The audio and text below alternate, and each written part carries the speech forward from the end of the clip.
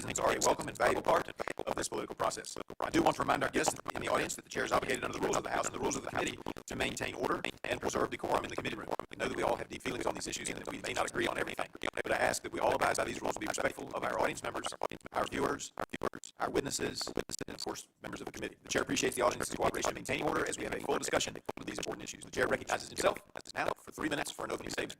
Today we will discuss healthcare costs, patient access challenges by examining affordability across the entire health insurance marketplace. This hearing builds on work Republicans have done in this Congress to address healthcare affordability. We plan to have future hearings with other leaders and experts across the healthcare continuum to understand the root causes of rising healthcare costs. Specifically, this hearing will focus on the role insurers play in the delivery of care. The insurance market is dominated by health insurers today often manage several facets of the healthcare supply chain, such as owning the pharmacy benefit managers, the group purchasing organizations, multiple provider groups, and specialty or mail-order pharmacies.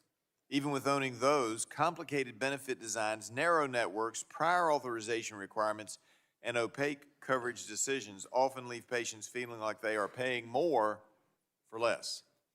The market also lacks transparency and is not easily navigable. One contributor to health insurance unaffordability for millions of Americans is the so-called Affordable Care Act, also known as Obamacare, that was signed into law in 2010.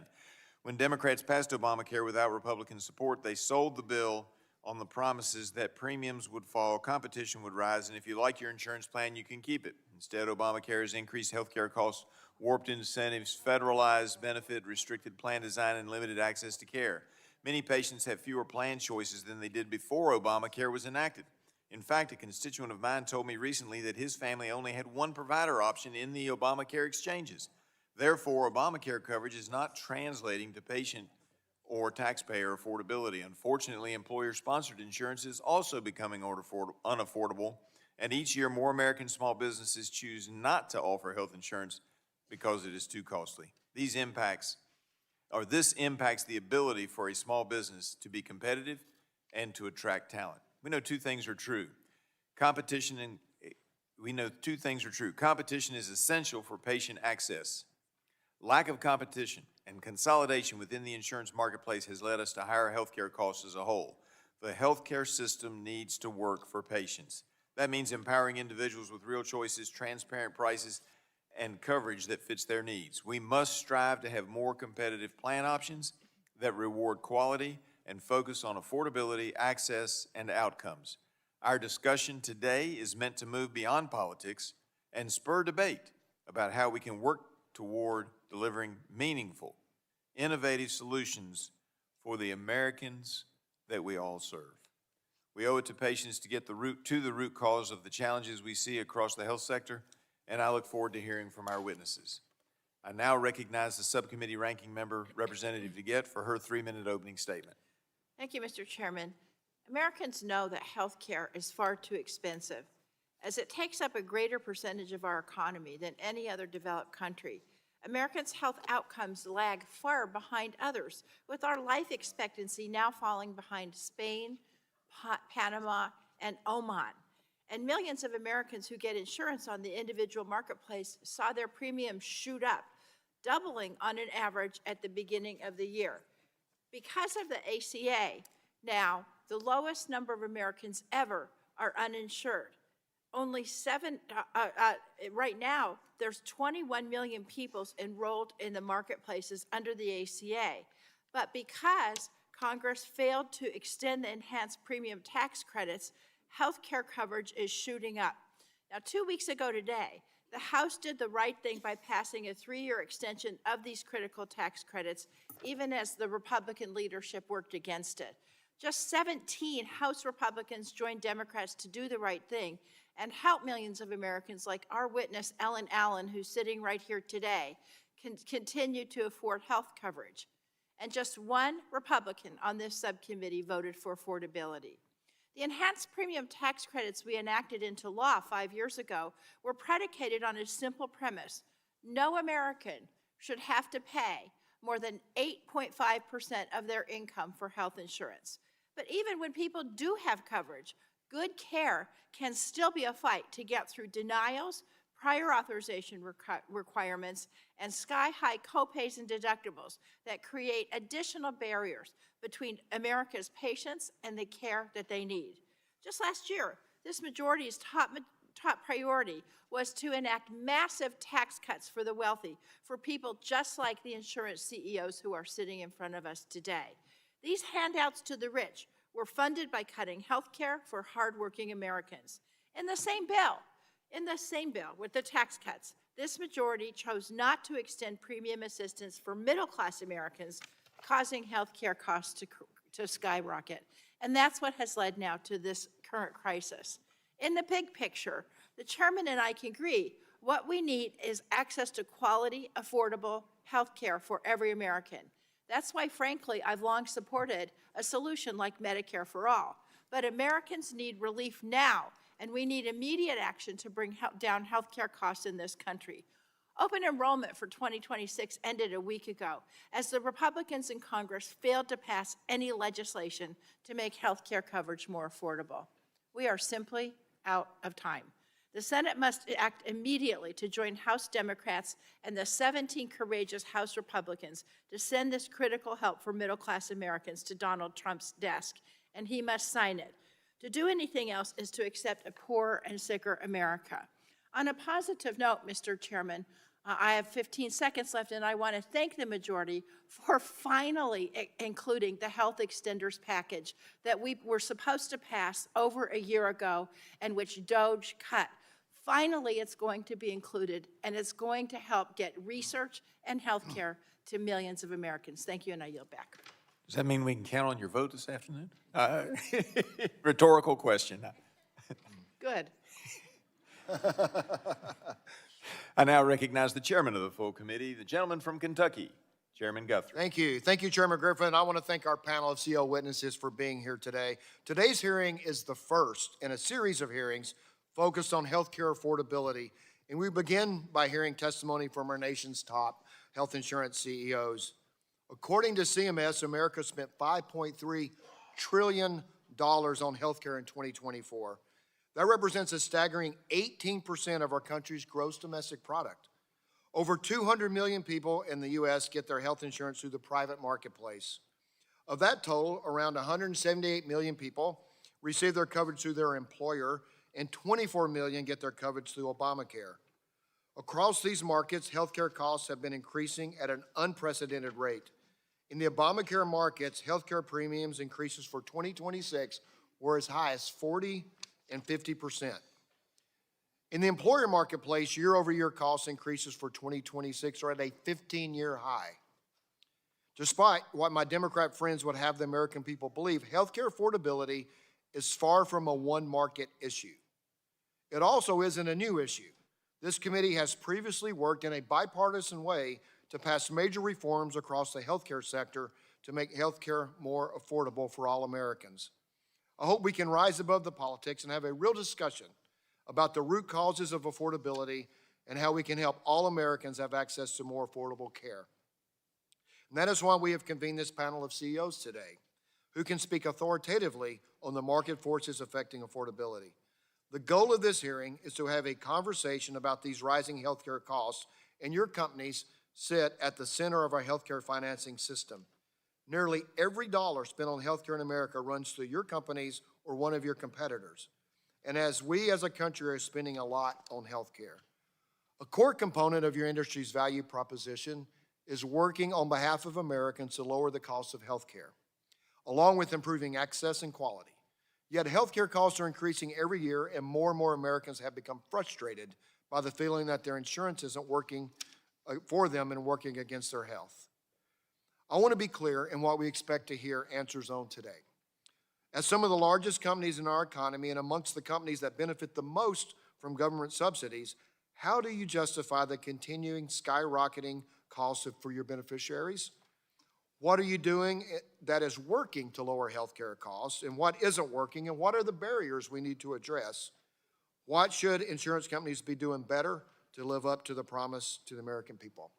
I thank you all for being here. I look forward to a spirited discussion and great information, and I will yield back.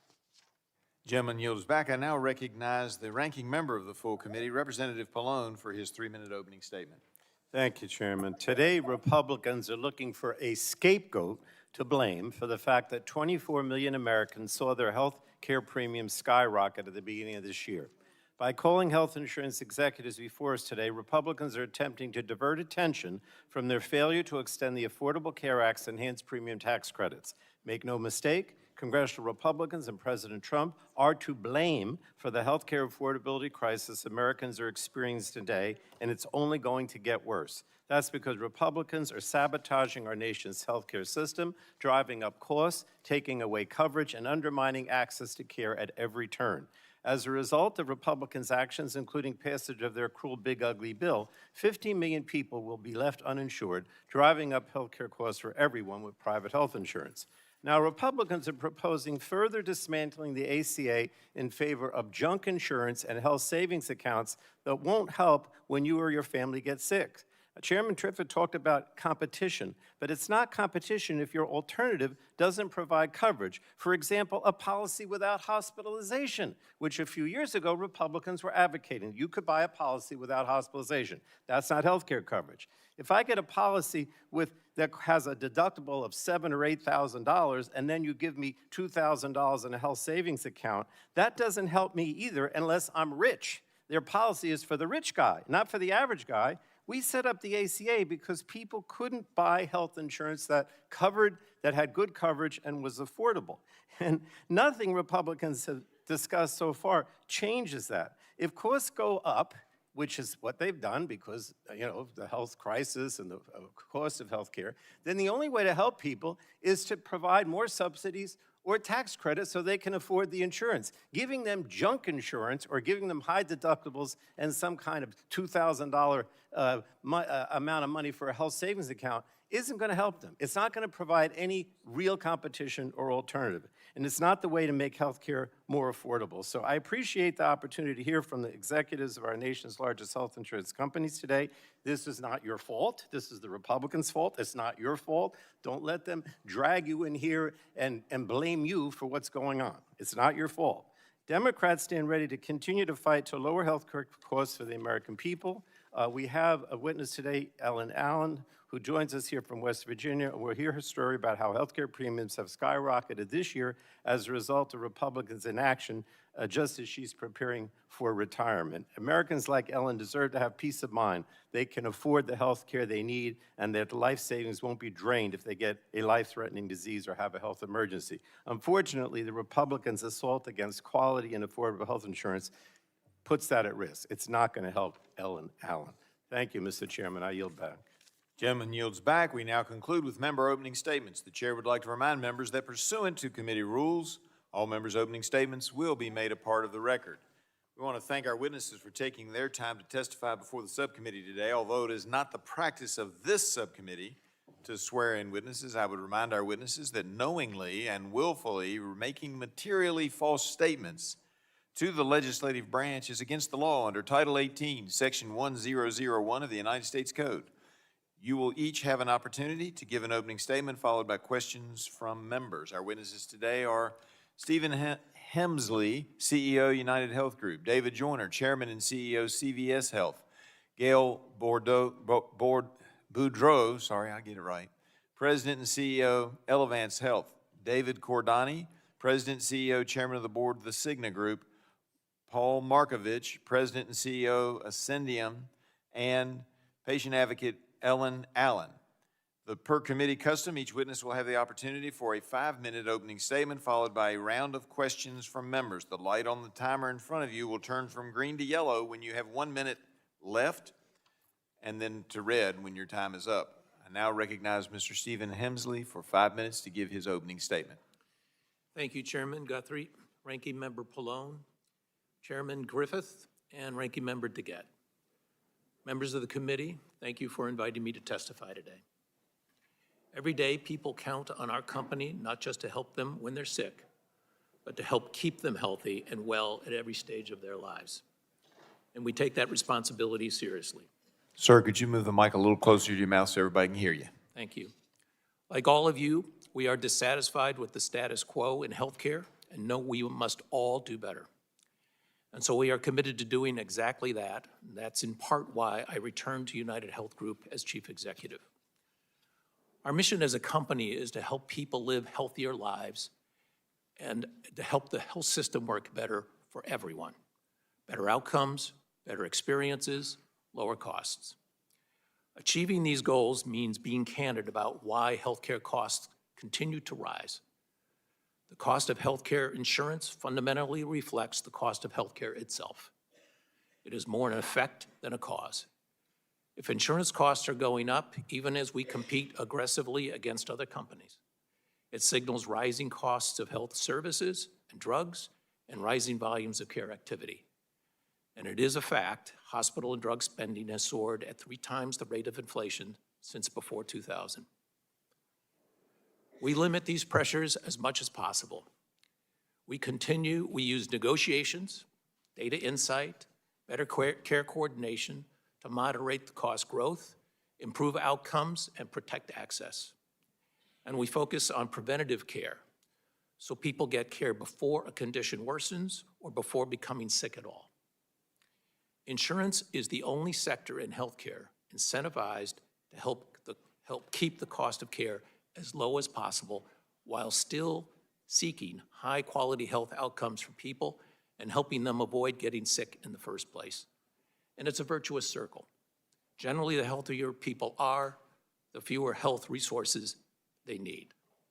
We are innovating to make high-quality health care easier to find, simpler to navigate, and most importantly, more accessible and affordable.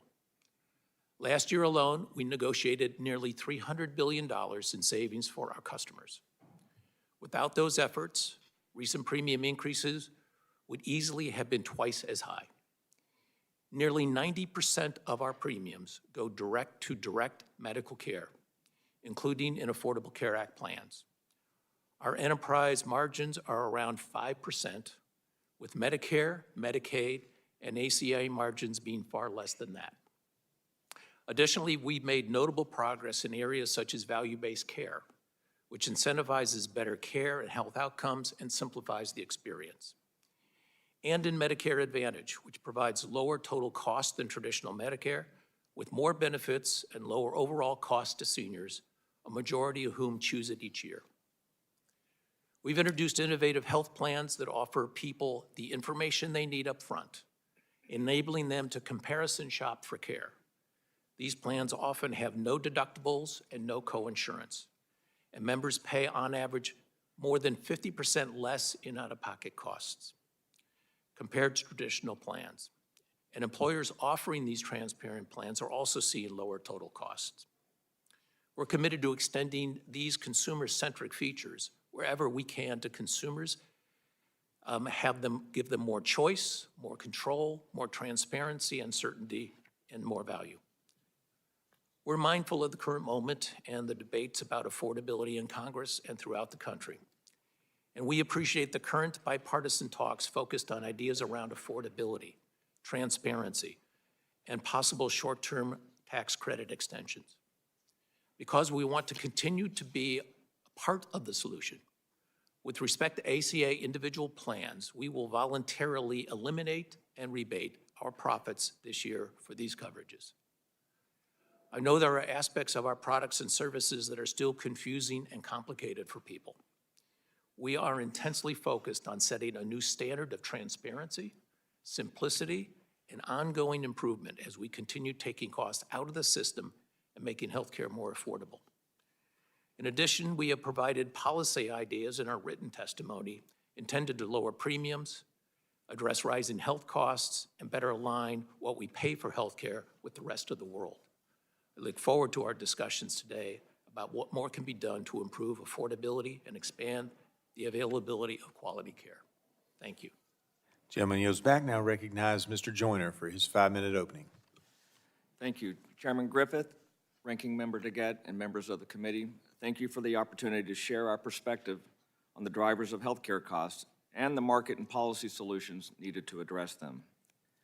CVS Health engages with millions of Americans every day in their communities, helping families struggling with an often confusing, disconnected system and the rising cost of health care. What's driving these costs is understood. Greater demand for care, growing medical provider costs, and persistently high prices for hospital care and prescription drugs. Every day we are addressing the fragmentation and the underlying cost of care. That starts by making care for Americans accessible and affordable, and most importantly, simplifying the patient experience at every point. Our 300,000 employees across the country work every day to meet this moment. CVS Health supports the committee's goal of addressing rising medical costs, and we want to be a partner in addressing these challenges together.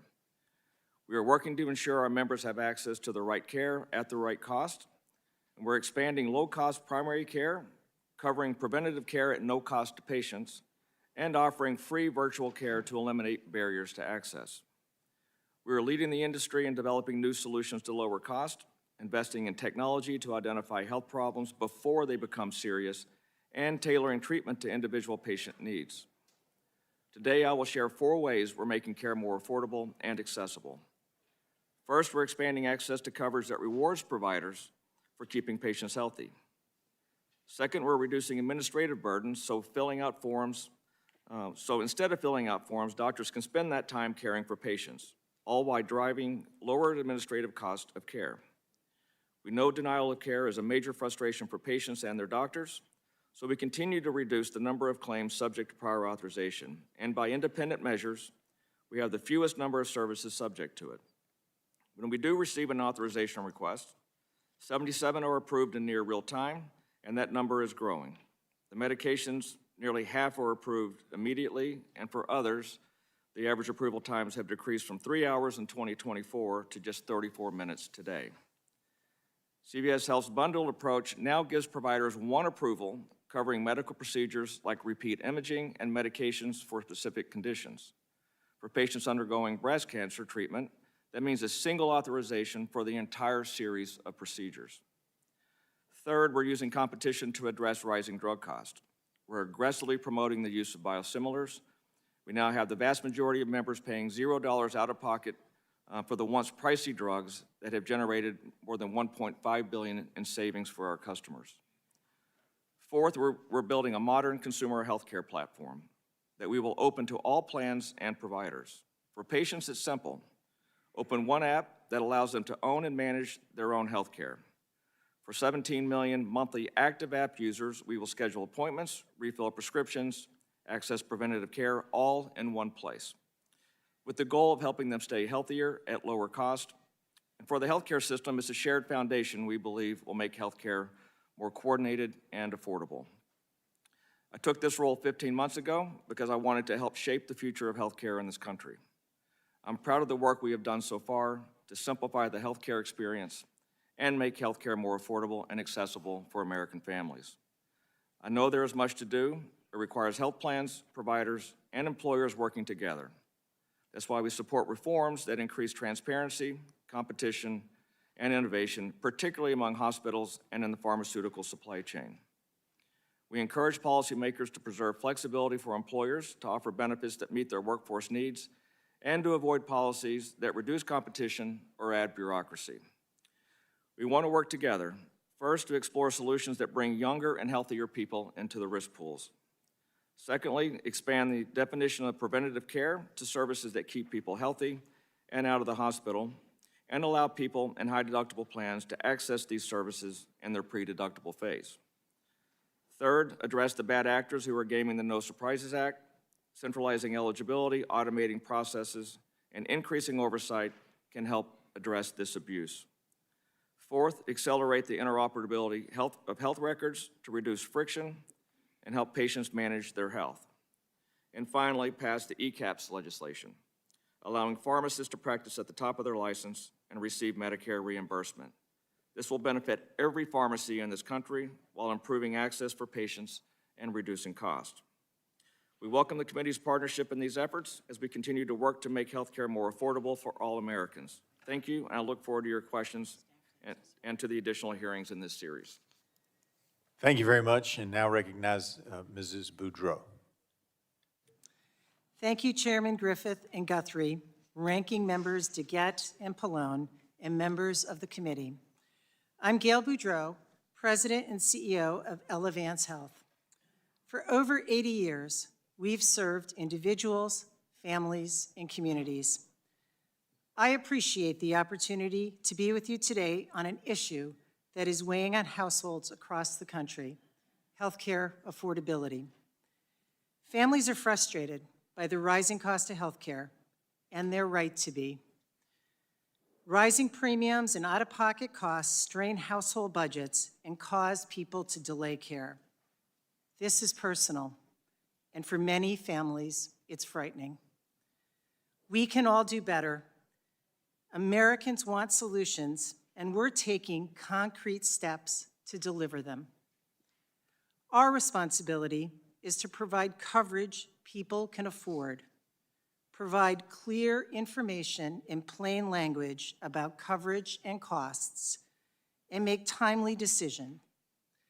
That includes negotiating for fair prices that affect premiums and out-of-pocket costs.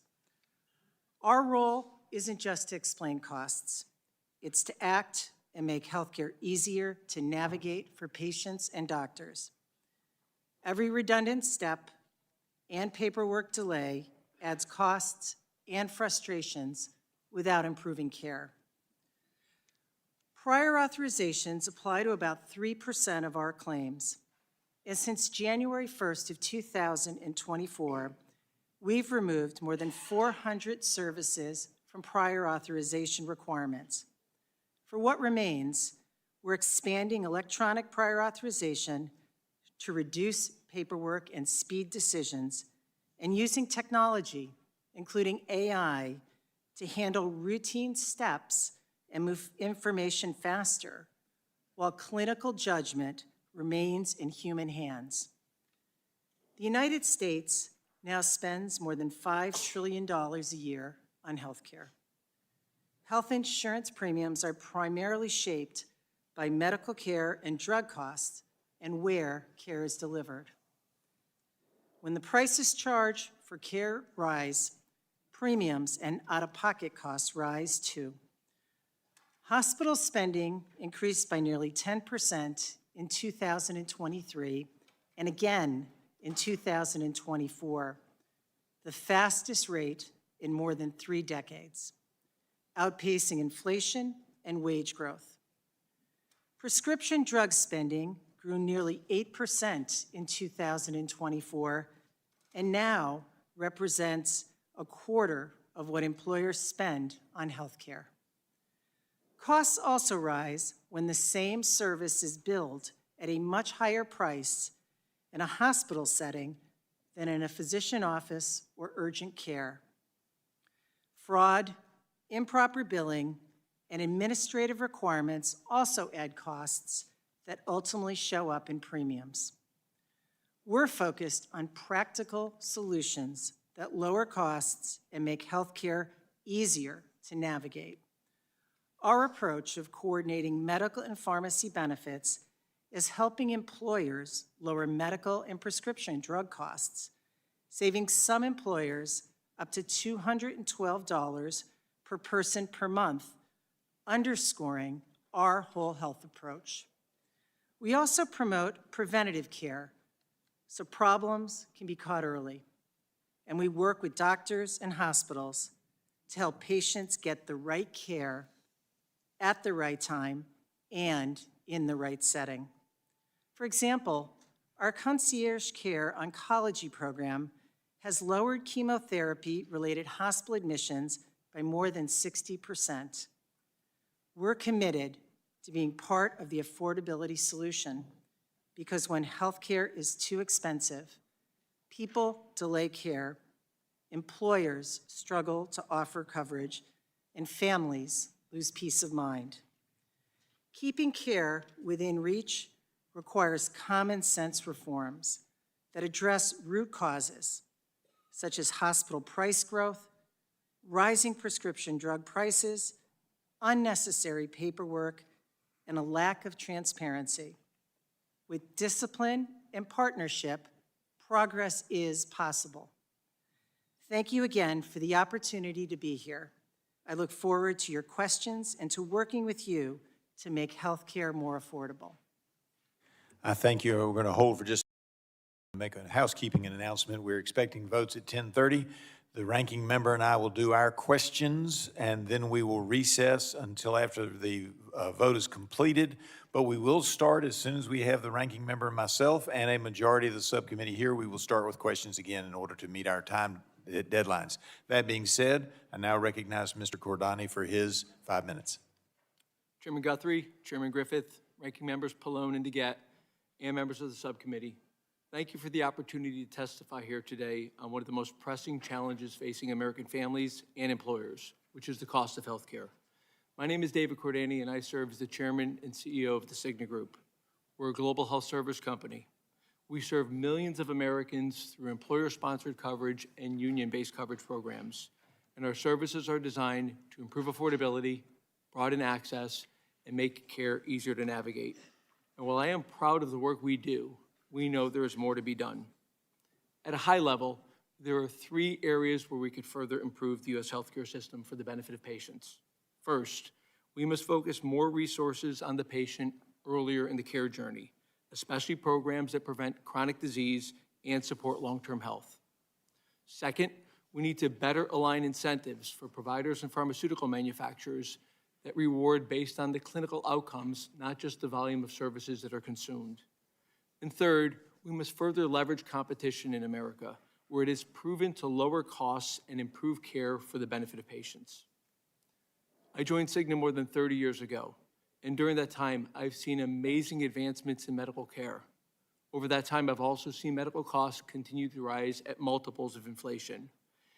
And as discussed, many Americans feel that pressure every day at the kitchen table or at the coffee table, which is why this discussion is so important. The U.S. healthcare system does generally provide quick access to high-quality care, but we know access is only meaningful if it's affordable. The system requires health plans, hospitals, drug manufacturers, physicians, and policymakers to work together with the patient at the center. At Cigna, we're focused on expanding access to preventative care, coordinating services around patient needs, and increasing transparency so people better understand how their healthcare costs are being spent. But today, our system overwhelmingly pays for care after people become sick. Prevention and sustained engagement are more the exception than the rule. We do know a better approach works. For people living with chronic conditions, we have redesigned coverage and care models supporting prevention and treatment adherence. This means eliminating or lowering out-of-pocket costs for life-saving medications. It means coordinating medical, pharmacy, and behavioral care for the whole person. And it means giving patients the support they need to stay healthy and avoid costly complications. But expanding these solutions requires us to confront the underlying cost drivers as well. For example, since 2000, the cost of a hospital stay has increased 220% in America. In 2024, the median launch price of a new pharmaceutical was $370,000. That's up from $2,000 less than 20 years ago, or a 12,000% increase. These prices put many treatments out of reach for individuals or employers, especially when competition is delayed or blocked. We also need to recognize there are broader forces at work here as well. Our population is aging, and more Americans are living with chronic conditions. That increases costs across the entire system and drives premiums up, just as increasing fuel prices might drive up costs across the economy more broadly. At Cigna, we work tirelessly to counterweight these pressures. Our ability to drive competition, for example, amongst generic drugs has led to some of the lowest generic drug pricing in the world. And where we could effectively harness competition with brand drugs, we're driving meaningful savings for patients. For example, we've been able to cap the cost of insulin at $25. We have biosimilars available to many patients at $0 out of pocket. And we are further modernizing prescription benefits to deliver lower costs at the pharmacy counter through greater transparency. This focus on solutions matters most for people when they're at their most vulnerable. For example, a cancer diagnosis is devastating for both the patient and the family member. We build care models that eliminate out-of-pocket costs and connect patients quickly with top specialists, supported by focusing, again, on outcomes, not volume. Our goal here is simple: get the right care at the right time without adding financial stress. We do recognize that no single company or sector could solve this alone. That's why we at Cigna stand ready to work with Congress this committee and the administration more broadly, and partner within the healthcare sector to further prioritize focusing on prevention, rewarding based on value, not volume, and leveraging competition to further lower costs for the benefit of Americans. I look forward to your questions today. Thank you. Thank you. And now recognize Mr. Markovich for his 5-minute opening. Thank you. Dear Chairman Guthrie and Griffith, Ranking Members Pallone and DeGette, and members of the committee, thank you very much for the opportunity to testify before you today. My name is Paul Markovich. I am President and CEO of Ascendiun, a nonprofit and the parent organization of Blue Shield of California. Our healthcare system is bankrupting and failing us. It's way too expensive, it's too impersonal, it doesn't cover everybody, it has inferior quality scores relative to other countries, and it's mistrusted by far too many Americans. This is unacceptable. We all are mortal, and therefore we are all going to need the healthcare system. When our loved ones need to access it, we want them to be able to afford it, and they get treated the way they deserve to be. Our nonprofit organization describes this as a healthcare system that is worthy of our family and friends and sustainably affordable for everyone, or simply worthy of us. We are a long way from that ambition right now because there's too many times when the participants in the healthcare system, health plans, hospitals, physicians, pharmaceutical companies, and others, put profits ahead of patients and are complacent about how complex, inconvenient, and inefficient our current system is. This leaves consumers, employers, and the government financially stressed and frustrated with the impersonal and inconsistent service that they receive. The good news is we can fix this if we have the collective courage and conviction to do so.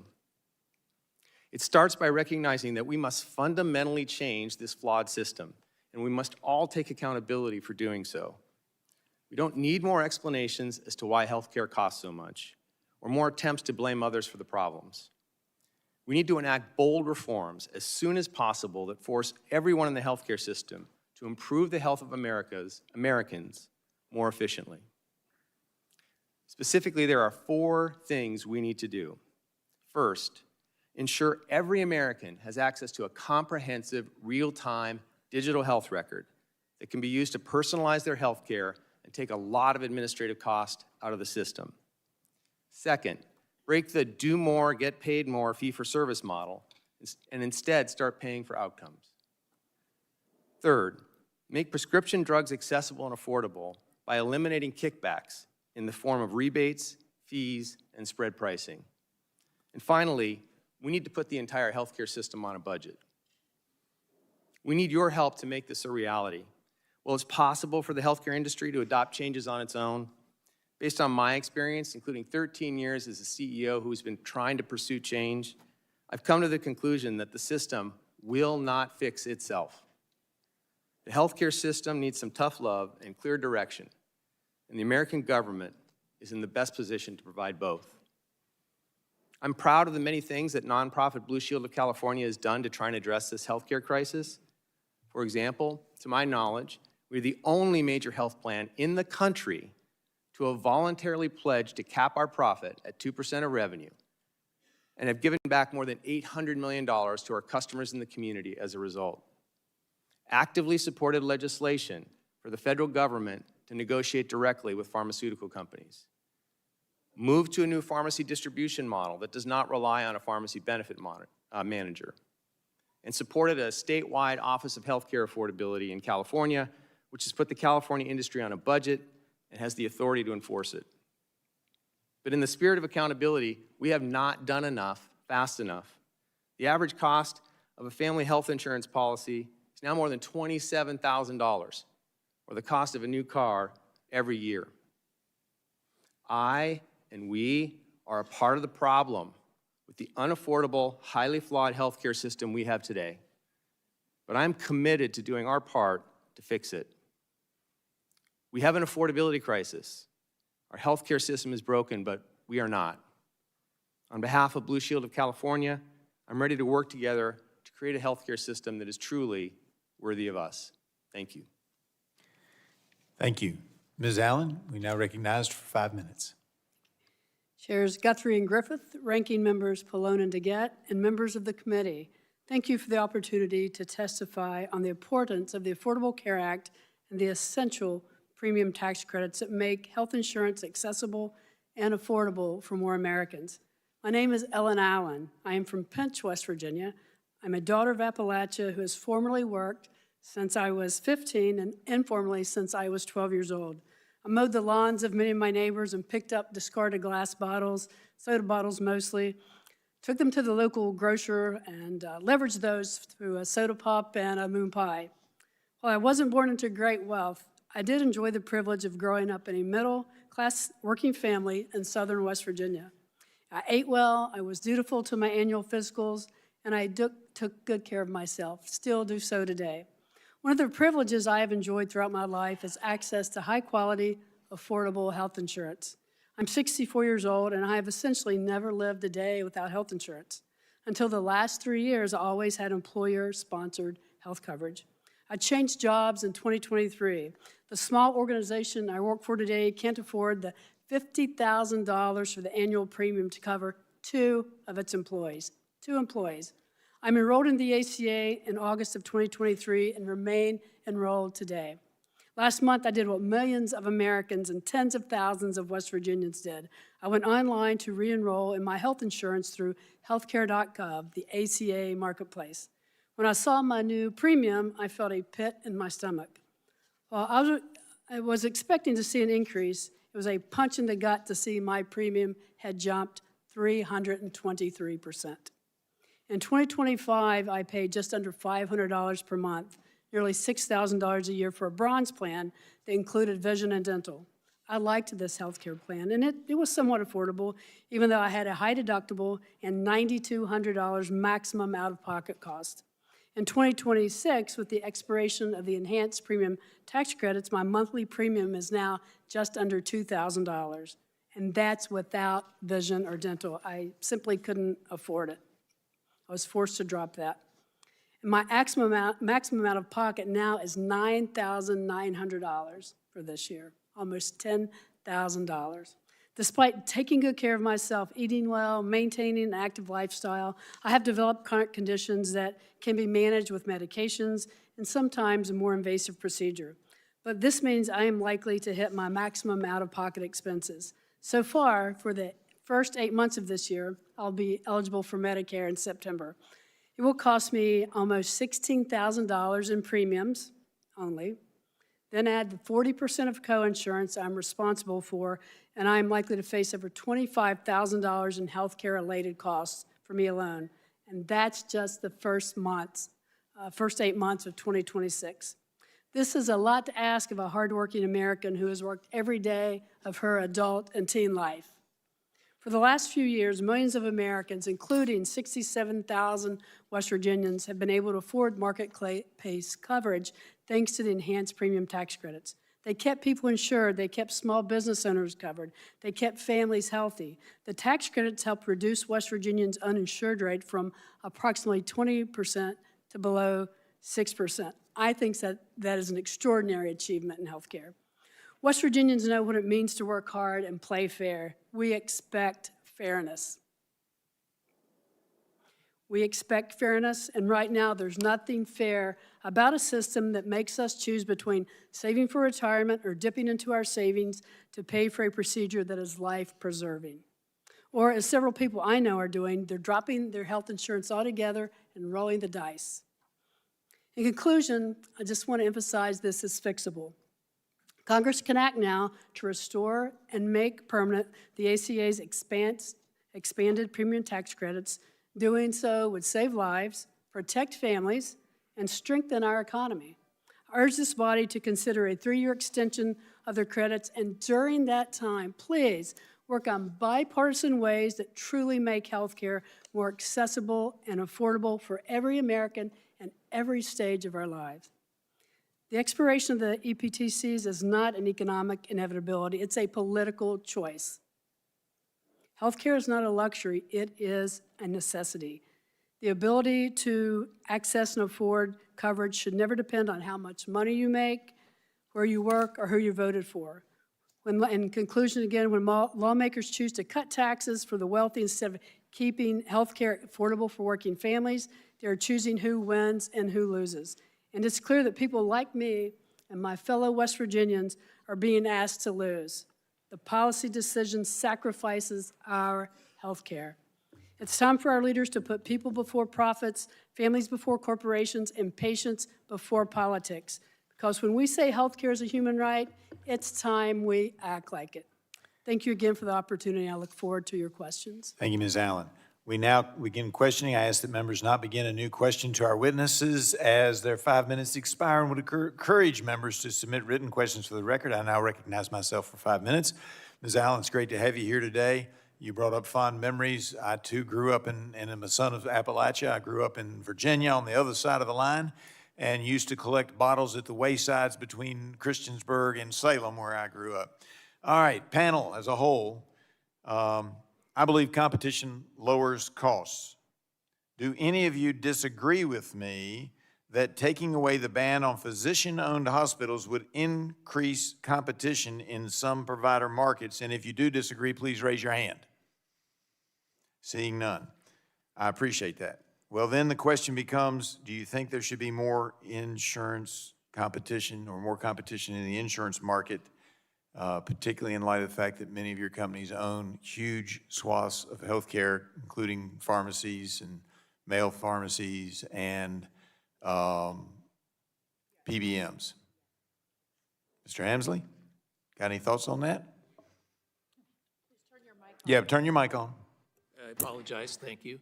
While we think it's already a very competitive market, we are always open to competition. Yeah, the problem I have is, you may have heard in my opening, is that we have issues in my district where we, in the ACA marketplace, only have one provider. So, you know, there's not as much competition. Now, I will now ask, and Mr. Hemsley, you might want to listen as well, but I'm going to ask Mr. Cordani. I'm aware of the issues that you all have had when negotiating rates in my district in Virginia and in East Tennessee. How do you reimburse larger systems versus smaller systems in these poorer, underserved, or rural areas? Mr. Chairman, when you say larger versus smaller systems, hospital systems? Well, yeah, exactly. Each hospital system negotiation is unique. So each hospital system has its own contractual relationship, and we try to get to the best balance of affordability and access. We typically serve the employers in your home state, so we get the network or the access to the hospitals and the reimbursements to align. It is not higher reimbursement for larger and lower reimbursement for smaller. They're unique to each provider. So when you have only one provider, particularly in the ACA marketplace, how does that impact the leverage that you have when negotiating with hospitals? In the broader sense, if I understand your question, more choice equals improved affordability. More competition equals improved affordability. So there's a consistent theme in any aspect of our business. And we have a unique situation in East Tennessee, Ms. Harshbarger's district and mine, where because the hospitals were all at threat, both states and the federal government allowed Ballot Health to have a monopoly. I think it's the only way we could have saved our hospitals, but how does that impact your ability to negotiate with them? In general, the phenomenon you described, Mr. Chairman, causes prices to go up on an accelerated basis. So less choice means more price inflation, whether it's through consolidation or hospitals or otherwise. All right, Mr. Hemsley, the reason I asked you to pay attention is that we have a limited number of healthcare access in the region, and recently your subsidiary Optum bought the HMG, or the Holston Medical Group, which is one of the largest, if it is the largest provider in East Tennessee and provides in Southwest Virginia as well. How does that impact the ability to have competition in the marketplace? Well, Mr. Chairman, the motivation for that is to drive a value-based care system that's been described by me and others on the panel, to actually get better care, more continuous care, and a better value to individuals. So it really plays into an effort to make sure that there is good resources available, that value-based care can operate and optimize the experience for individuals. All right. And physicians get paid very effectively under value-based care arrangements. All right, and I hate to move everybody along, but we're running out of time. Again, Mr. Hemsley, based on your company's experience, did the Biden administration loosen enrollment validation requirements on the enhanced temporary COVID premium tax increases to such an extent that it led to widespread waste in the federal ACA program, yes or no? I'm specifically talking about shadow enrollees that you all don't even know who they are. We do believe that there should be a real oversight in terms of the ACA marketplace and all marketplace to. But the loosening up of the invalidation requirements led to this dilemma, did it not? Yes or no? Because I'm at 9 seconds. We believe there should be. So that's a yes. Discipline and oversight. You believe that that led to an increased number of people who are being insured that aren't actually insured? We believe there should be more. All right, I got to yield back and recognize the gentlelady from Colorado, Ms. DeGette, for her 5 minutes. Thank you, Mr. Chairman. I want to talk a little bit about what it was like before the Affordable Care Act was implemented. Before the ACA, 14.5% of Americans were uninsured. After the ACA, it was 8.6%. Because of insurance costs, it crept up a little bit. But then after the tax credits were implemented, it dropped back down to 8.2%. Mr. Cordani, your company offers both ACA plans and administers employer-based health coverage, correct? That is correct. Now, prior to the ACA, private health insurance plans were not required to provide coverage for pre-existing conditions like cancer or diabetes. Is that correct? Madam Chair, we participate in the larger employer market. No. Before that, before the ACA, the plans were not required to cover these things, pre-existing conditions, right? In the small employer marketplace, correct. In the large employer marketplace, they're Now, covered. even in employer-based insurance, there could be restrictions like waiting periods on coverage of pre-existing conditions before the ACA. Is that correct? Congresswoman, in the small employer market, yes. Correct. And plans were permitted to have lifetime benefit limits where if you became too expensive as a patient, they could throw you off the insurance. Is that right? Yes, it is. Okay. Now, people might have had to pay also for preventative services to keep them healthy before the ACA had the essential benefits included. Is that correct? Again, in the small employer market, not in the large employer market. Okay. Now, today, are your plans in the ACA marketplace or employer plans in large or small markets permitted to engage in any of these practices? Congresswoman, we cover approximately 1% No. of the ACA, I know what not. I know what you do. Are people in the large or small markets permitted to say, no, you have a pre-existing condition, I'm not going to cover you? There are certain requirements in the ACA that everybody has to follow now so that everybody can have insurance. Is that right? That is correct. The Okay. practices in the large employer market are now in the small employer market. Now, the ACA has succeeded in many ways, but clearly, and we can agree on this on both sides of the aisle, system-wide work is needed to bring down costs for everybody. People on exchanges, people with employer-based insurance, people with Medicare, and more. Enhanced premium assistance built upon what the ACA got right. Capping the cost of premiums in the individual marketplaces contributed to over 24 million people purchasing insurance on the exchanges last year, including Ms. Allen. So, Mr. Markovich, I want to ask you, ACA premium support is calculated based on some of the lowest premiums in the market. Is that correct? Yes. Now, if one plan is more expensive, subsidies don't just automatically increase. Is that right? That's correct. Okay. And that means that plans have to compete on price, not just sit back and let the subsidies roll in. Is that right? Yes. Now, some of my colleagues have said this assistance to middle-class Americans is a handout to insurers. Mr. Joyner, we had enhanced premium subsidies in place in 2024. Is that right? Correct. Now, at that same year, the health benefit segment of your business took a $984 million operating loss. Is that right? Correct. And so I would say if premium support is a handout, it's surely not a very good one. What premium support is, though, is help to the middle class, help the middle class afford health care. So I want to ask you, Ms. Allen, when people can't afford insurance, do you think it's worse for the person going without health care or worse for the insurance industry? It's it can be catastrophic for the individual going without insurance or delaying the help they need. So I've got 45 seconds left. Some of you know about my daughter, Francesca. She's a type 1 diabetic. And last summer, and she's a young lawyer, she had a job through her employer.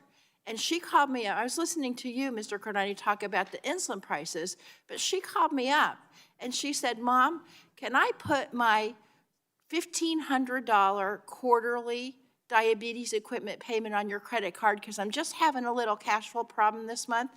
And I said, $1,500 quarterly? She had a $6,000 deductible on her insurance. So we have to fix that. You have to fix that, and you all have to be our patience in fixing that, because that ain't going to work for Francesca, and that's sure not going to work for Ms. Allen or anybody else. I yield back. Gentlelady yields back by agreement. We're going to get one more set of questions in. We now recognize the chairman of the full committee from Kentucky, Mr. Guthrie. Thank you, Mr. Chairman. Thank everybody for being here today. And I want to start with experts, including the Congressional Budget Office, estimated that the expiration of the temporary Obamacare enhanced COVID credit is projected to increase premiums by anywhere from 4% and 8%, depending on the market. Yet in many areas for 2026, insurers requested and were approved for premium increases of 30, 40, even 50%. So, Ms. Boudreau, you're in Kentucky, so the average Elevance Obamacare plan increased its premium by roughly 24%. Despite what Democrats would have the American people believe, the temporary COVID credit does little to actually lower underlying Obamacare premiums, and the American taxpayers are footing the bill. So, Ms. Boudreau, by your best estimation, even if the Democrats' temporary COVID credits were extended, would Obamacare plan bids in my state of Kentucky increase or decrease between 2026 and 2025? Well, thank you very much for the question, Congressman. You know, as we've shared, premiums reflect the underlying costs. So they would have increased, right? I've only got 5 minutes, I'm sorry. So they would have increased regardless of the extended credits, correct? The credits will give consumers. But they still a break, increase. But the overall costs are still driven by underlying root causes. So let's talk about the overall cost. So I want to, Obamacare costs are skyrocketing. The American people are holding the bag. But unfortunately, because the incentives have been so warped by the Democrats' policies, these affordability challenges are not just happening in Obamacare, but across all of healthcare markets. And so I want to focus on a particular incentive.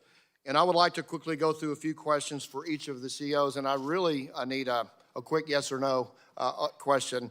And does the medical loss ratio, or MLR, put in place by the Obamacare, does it cap the dollars that you can maintain at a percentage of the total amount of the premium payments your companies receive? Does the MLR cap what you can maintain based on the premium? Is that yes for everyone? It does. I mean, is it true that if the amount of your premiums go up, then the amount of dollars you can maintain, including profits, would actually increase? Yes or no? Yes, it would go up. So, and as in premiums increase, when your company's input costs like hospital reimbursements, provider payments, and drug costs increase. So the MLR policy also requires you to spend a set percentage of premiums on medical services. So, under the requirements of the MLR policy, the less that your companies contain the costs of health care, then the more your premiums increase, and that results in increase in your total profit potential. So then, the Obamacare MLR policy effectively, it's an incentive for your premiums to be higher because you're penalized when you try to curtail health costs. Is that true, yes or no? Start with, Mr. Hemsley, and we'll go down. This is a very competitive marketplace. We compete based upon price and premiums. So it is very competitive, and premiums really reflect the actual cost of healthcare services. So I know I got brief time, so we can let each one answer, please. I'm sorry. So in our specific example, Congressman, we did not perform well in the exchange last year, so cost actually exceeded the premiums we collected. So regardless of the MLR, we underperformed and actually gave back money to the government. Okay, so Ms. Boudreau?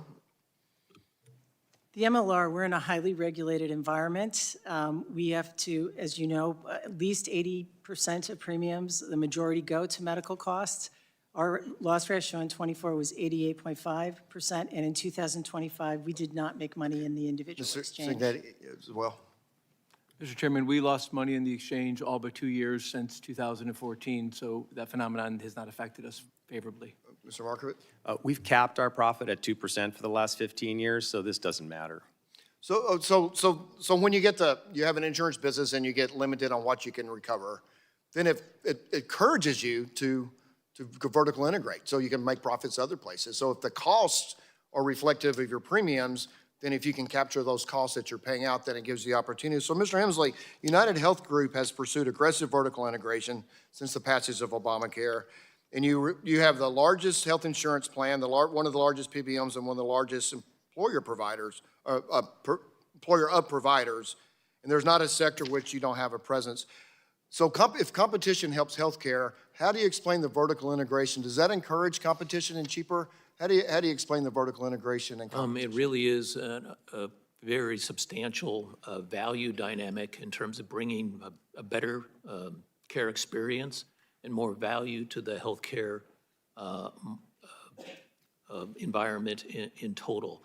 By better coordination of care across those spectrums, by better use of data, by more engagement in critical areas in healthcare, including how drugs are made available and integrated into therapies. Thanks. My time has expired, so I apologize, and I will yield back to the chair. I thank the gentleman for yielding back. I now will declare the committee in recess. We will begin as soon as we get a relative number back, and Ranking Member Pallone will be up in the queue. He's up in the batting order when we get back. Thank you.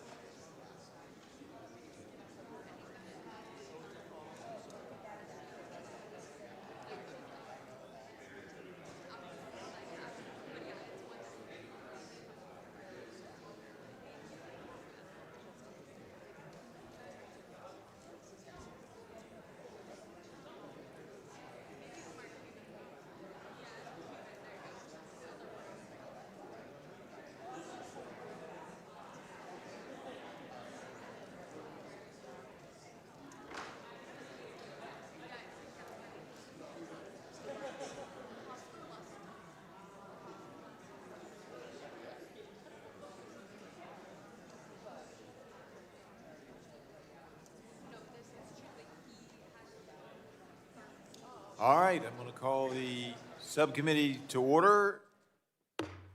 We are back in session, and I now recognize the ranking member of the full committee, Mr. Pallone, first 5 minutes of questioning, and I'm taking give us another second, I'm taking a minute or two so we get a couple more members in here before he finishes. All right, Mr. Pallone? Thank you, Mr. You're Chairman. recognized. I wanted to turn to Ms. Allen. Just last week, President Trump put out his so-called Great American Healthcare Plan, where he says we shouldn't fund ACA enhanced premium tax credits, and we should just give cash to people to put in tax-exempt health savings accounts. So, Ms. Allen, your testimony speaks to the more than $25,000 in out-of-pocket healthcare costs you're facing this year, and that's even with becoming Medicare eligible in September. In the face of losing the ACA enhanced premium tax credits, would having access to a health savings account put a dent in your healthcare costs? Let's even say that the health savings account was preloaded with a couple $1,000s, which seems to be what the president's talking about. How does that compare to the reality of the healthcare costs that you're facing? Thank you for the question. Frankly, that's insulting. A $2,000 deposit into a health savings account for someone whose premium is $2,000 a month does not go a long way. So wouldn't be very helpful at all. Yeah, my point is that the president and I think the Republicans are not facing the reality. They have these ideas, which they even, some of them passed on the floor a couple of weeks ago. The president talks about it. But they're not really addressing the root causes of rising health care. And the only people that I know who, talk about this, willing to do a high deductible, we hear like could be $7,000, $8,000 a year, and then, you get a couple thousand in a health savings account, are people that are wealthy. Because you can't, it seems to me you can't, put money into, first of all, you can't even put money in a health savings account unless you have some excess money to spare, right? And so this idea of highlighting the health savings account as an answer, it just isn't, it only benefits the wealthy, in my opinion, because the majority of Americans can't afford, their medical bills, much less pre-fund a tax advantage account for thousands of dollars. It doesn't do anything for them. And I really think that if we want to address the affordability crisis now, the only answer is extending the ACA enhanced premium tax credits. But let me go back to, I don't know if we have time for everyone, but I wanted to ask some of the CEOs. I'll start, I guess, with Mr. Markovich, where to the companies who provide coverage on the ACA marketplace and ask for the plans you offer. What are people telling you about the coverage? What are you hearing from them? I'll start with you, Mr. Markovich. Well, what we're seeing is that for certain people in certain categories, their premiums are going up quite substantially as a result of the expiration of the tax credits. I was speaking to a member in California last week. He's 61 years old. He's the proprietor of a small business. He's been a 10-year member under the ACA, covering himself, his wife, and his 2 daughters. And his premiums were going to go from $1,600 a month to almost $5,000 a month. He simply couldn't afford it, and he ultimately ended up putting his wife and 2 daughters on a bronze plan, a much less rich plan, and he's literally going uncovered and just trying to hang on until he's eligible for Medicare. So for people in that category, higher income, 400% of the poverty level, and that age bracket, it's been some significant increases. And the same thing is happening in my home state, right? In other words, you have people whose premiums have doubled, tripled because of the Republicans' inaction on the premium tax credits. And the problem is if you go from silver to bronze, you often have less coverage, or you have a higher deductible or higher co-pays. And, I just, when the Republicans say, oh, that's okay, it just doesn't work for the average person. And the idea of having these health savings accounts to make up the difference is completely out of reach for people who are middle income. That's my experience. So I know I can't go down the whole list here. My time has run out. Thank you, Mr. Chairman. Gentleman yields back. Now recognize the gentlelady vice chair of the subcommittee, Ms. Harshbarger from East Tennessee. Thank you, Mr. Chairman, and thank you to the witnesses for being here today. Today, we're here because American families are being crushed by health care costs, and the failures of Obamacare and insurance companies sit at the very center of that system. Premiums are up, deductibles are up, choices down, and meanwhile, insurance profits, consolidation, and executive compensation continue to rise. This is not a failure of doctors or patients, it's a failure of a system that rewards bureaucracy over care, opacity over transparency, and market power over competition. So first I want to touch on the issue of consolidation and vertical integration.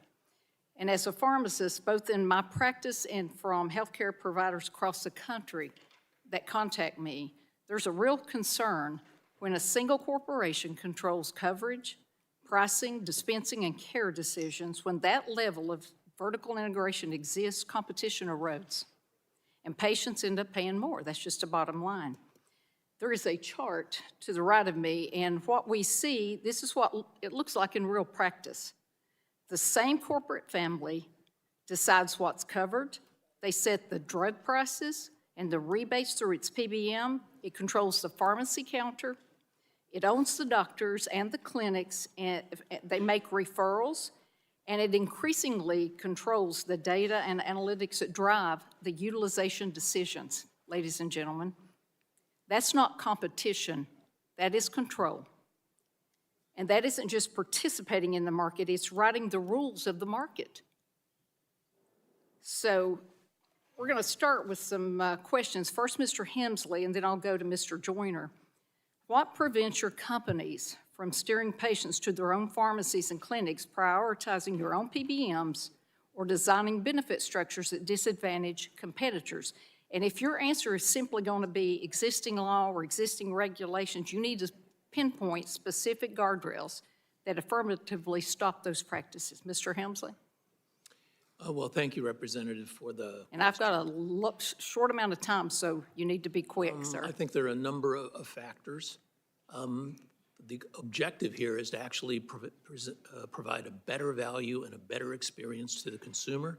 And there are many regulations and business practices that ensure that the marketplace is...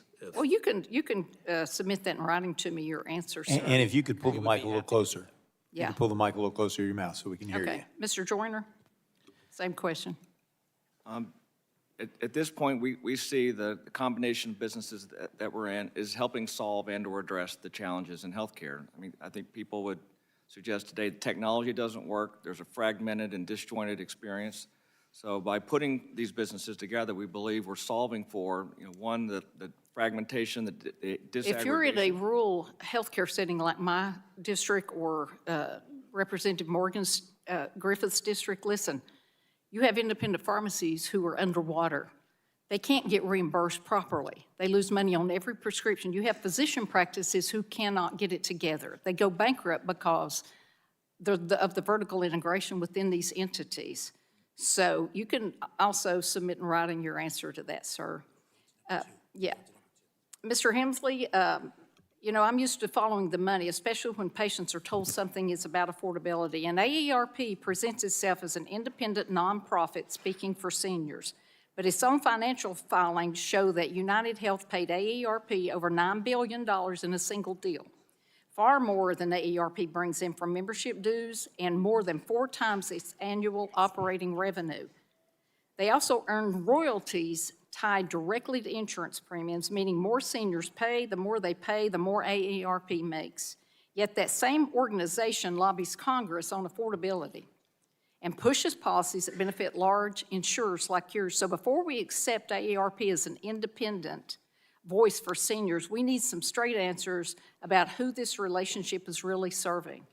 So I have 2 questions. Why does UnitedHealth pay AARP roughly $9 billion, and what does UnitedHealth get in return, and what percentage of AARP's total revenue comes from UnitedHealth today? Thank you for the question, Representative. We've had a long-standing relationship with AARP, more than 20 years, and we serve their members. Well, you're not answering my question, sir.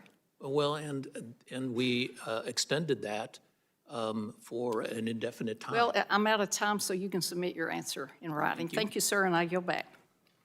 Thank you very much. Gentlelady yields back. Now recognize the gentleman from California, Dr. Ruiz.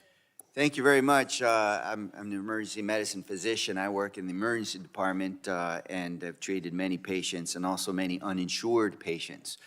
I just want to cut to the chase and get to the effects of a growing population that are uninsured onto the healthcare system. Mrs. Bordeaux, you said in your testimony that hospital pricing is a part of increasing costs. Mr. Markovich, what does a growing population in the millions of uninsured patients do to a hospital for uncompensated care? Well, that's the dynamic is that people then, by law, hospitals have to accept patients that come to the emergency room, irrespective of whether they have insurance or not. And then typically what happens is they don't get reimbursed, or they get reimbursed very little for that care. And then they're generally increasing or looking to find that revenue from other sources. And so it has what sources do they come back to the plans and negotiate higher reimbursement. So they negotiate high reimbursements from the plan. And what does the plan then do in preparation for that? Well, I mean, we do our best to keep the rates as low as we possibly can. You do your best, but? But, I mean, there's just many circumstances in which, in order to serve a population and provide access, you have to have these hospitals in the network, and you end up raising your prices. So in other words, you raise the prices for premiums is what you just said. Yep. Okay. And what happens to the individual who is uninsured? They no longer seek care, they can't afford the care. What happens to them in their health outcomes? Well, there's been studies on this. Their life expectancy tends to be lower. They tend to delay health care. So they die earlier, you're saying? They die earlier, and they generally aren't in as good health. So they're sicker. And when they get sick, where do they go? Do they see a primary care doctor, or where's their safety net? Do they go the uninsured? Excuse me, Congressman. They go to the emergency room typically. They go to the emergency department. The emergency department is one of the higher costs places to get care, or the lower cost to get care? Higher. Higher cost. So they go to the hospital, higher cost, they're sicker, the hospital gets uncompensated care, they're negotiating higher prices so they can keep their doors open, and so you're increasing premiums, okay?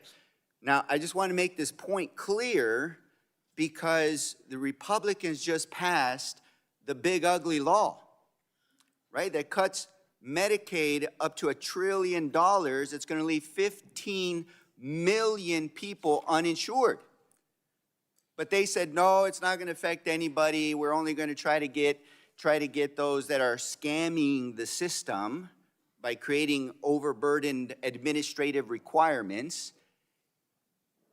But we've argued all along that doing that's going to raise costs for everybody.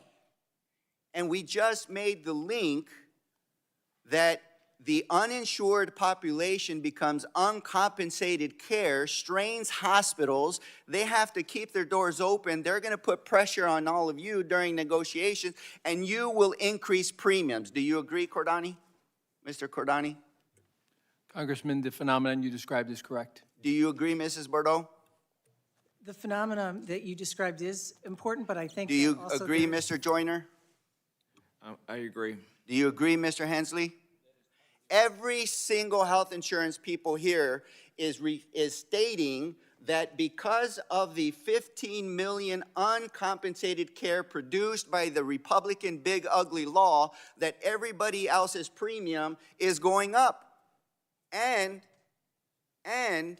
this uncompensated care is going to cost hospitals $400 billion. Okay? In addition to that, this big ugly law reduced revenues to hospitals by over $600 billion.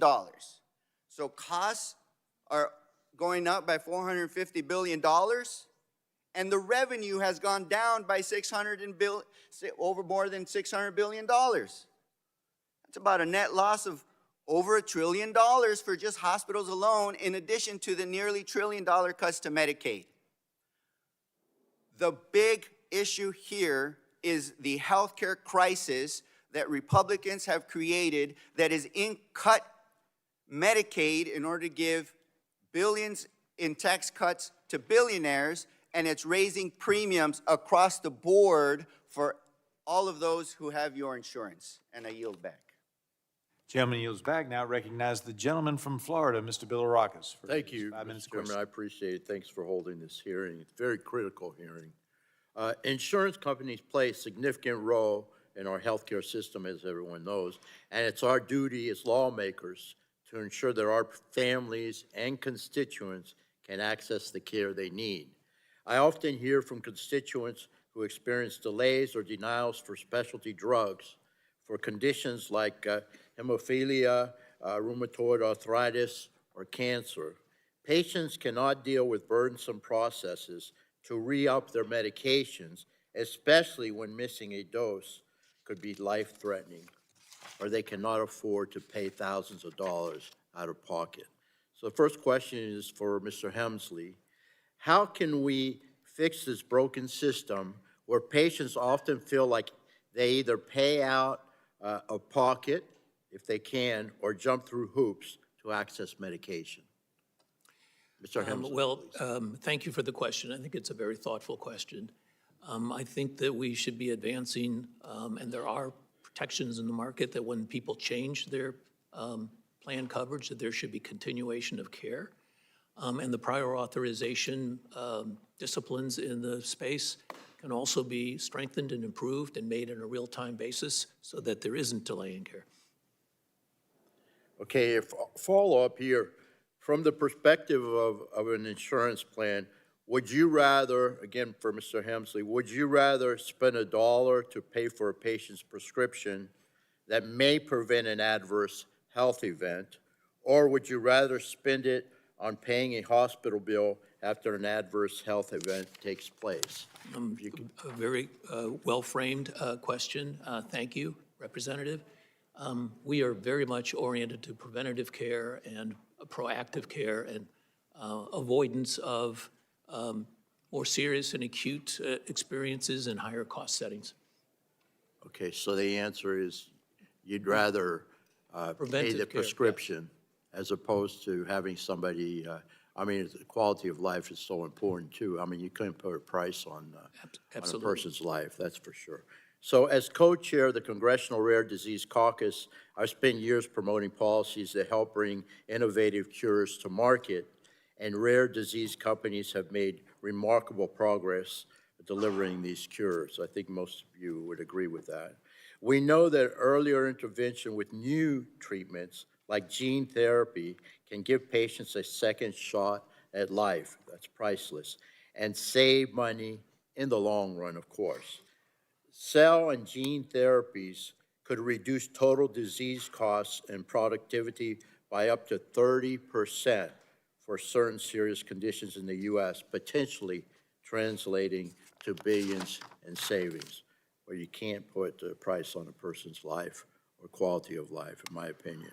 So, however, we often hear that these drugs are denied by insurance companies due to policy exclusions or cost concerns despite their overwhelming benefits. So second question is for Mr. Cardani.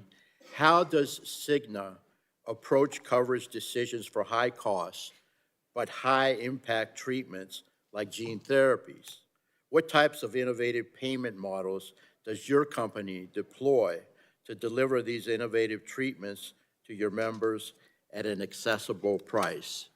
Congressman, thank you for the question. Two parts to my answer. One is the coverage policies are determined typically employer by employer that we serve. We serve large employers.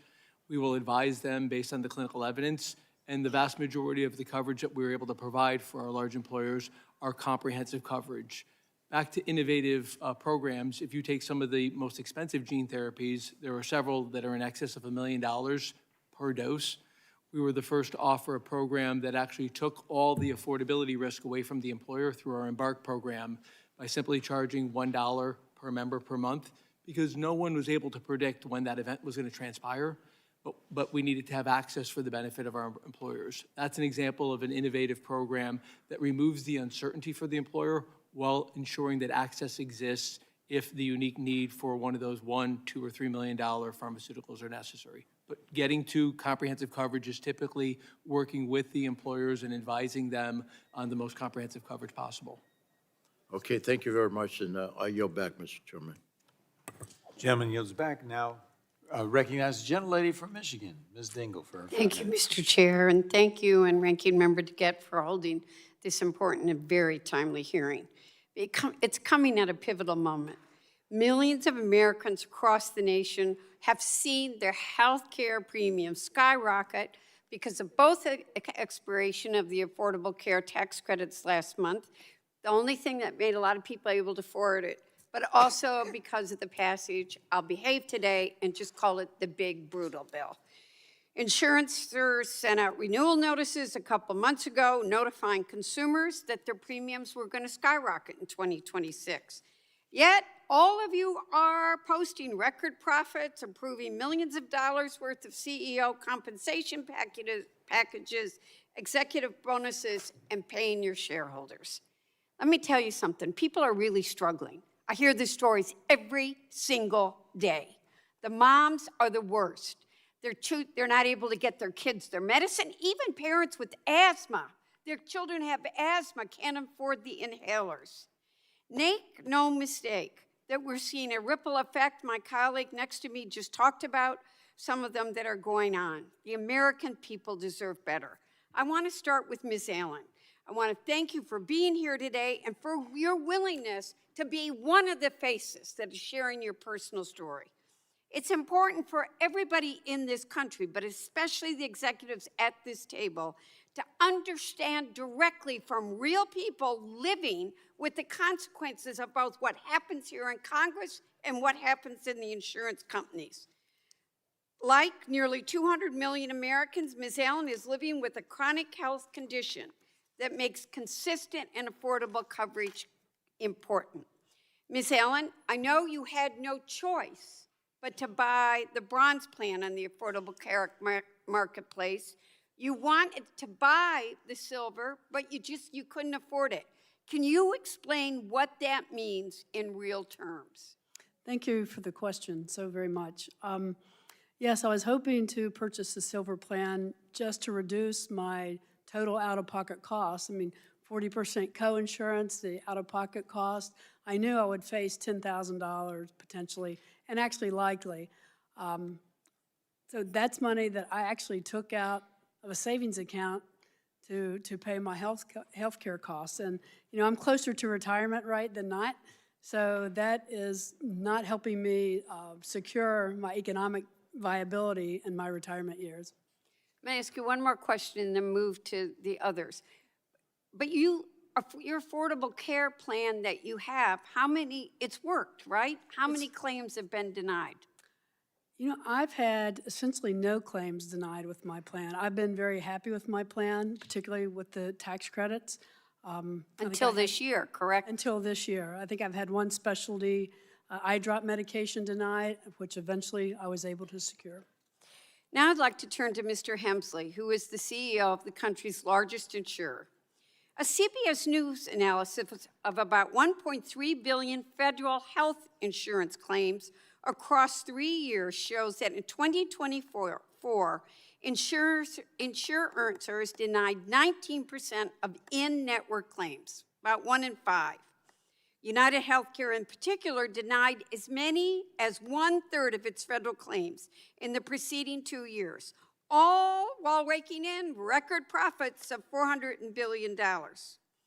Patients who are battling terminal illnesses are spending the last days and months of their lives with loved ones on the phones battling with their insurance company, and essential treatments are being denied.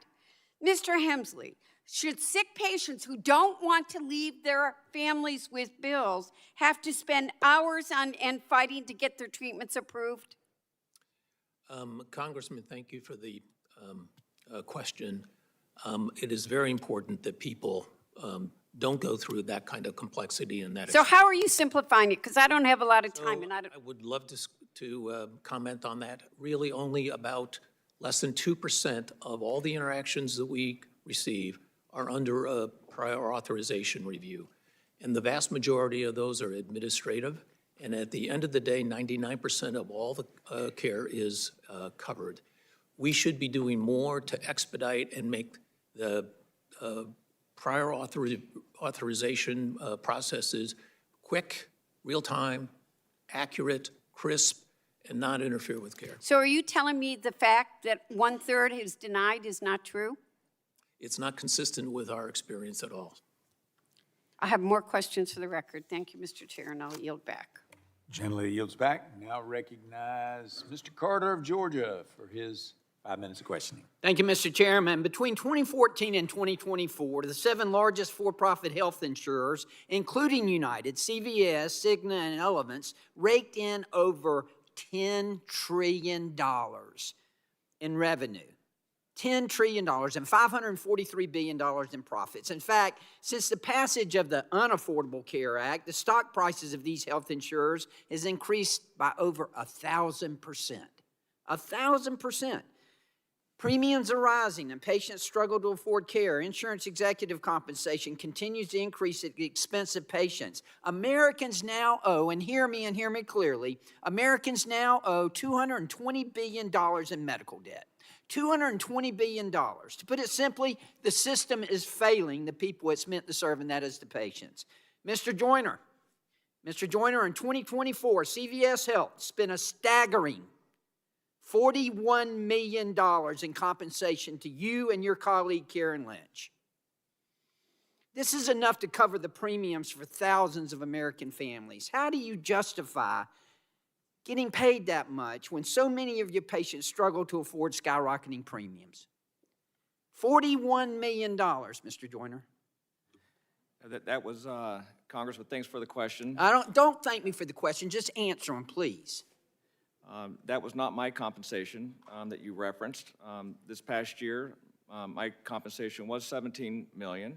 It was $17 million. Of which 1.1 was my base salary, and the rest is long-term incentives, and the bonus. I just met with some pharmacists out there who want to say you're welcome. They helped you pay that. They helped pay your salary. Yeah, and I think it's important to note, based off the performance of the year, I did return my bonus back to the Employee Relief Fund. So the employees that were going through challenging and difficult times got the benefit of my bonus last year. CVS employees? Yes, sir. Going through the difficult, what about the patients who are trying to pay their premiums going through difficult times? Let me ask you, Mr. Hemsley, yes or no?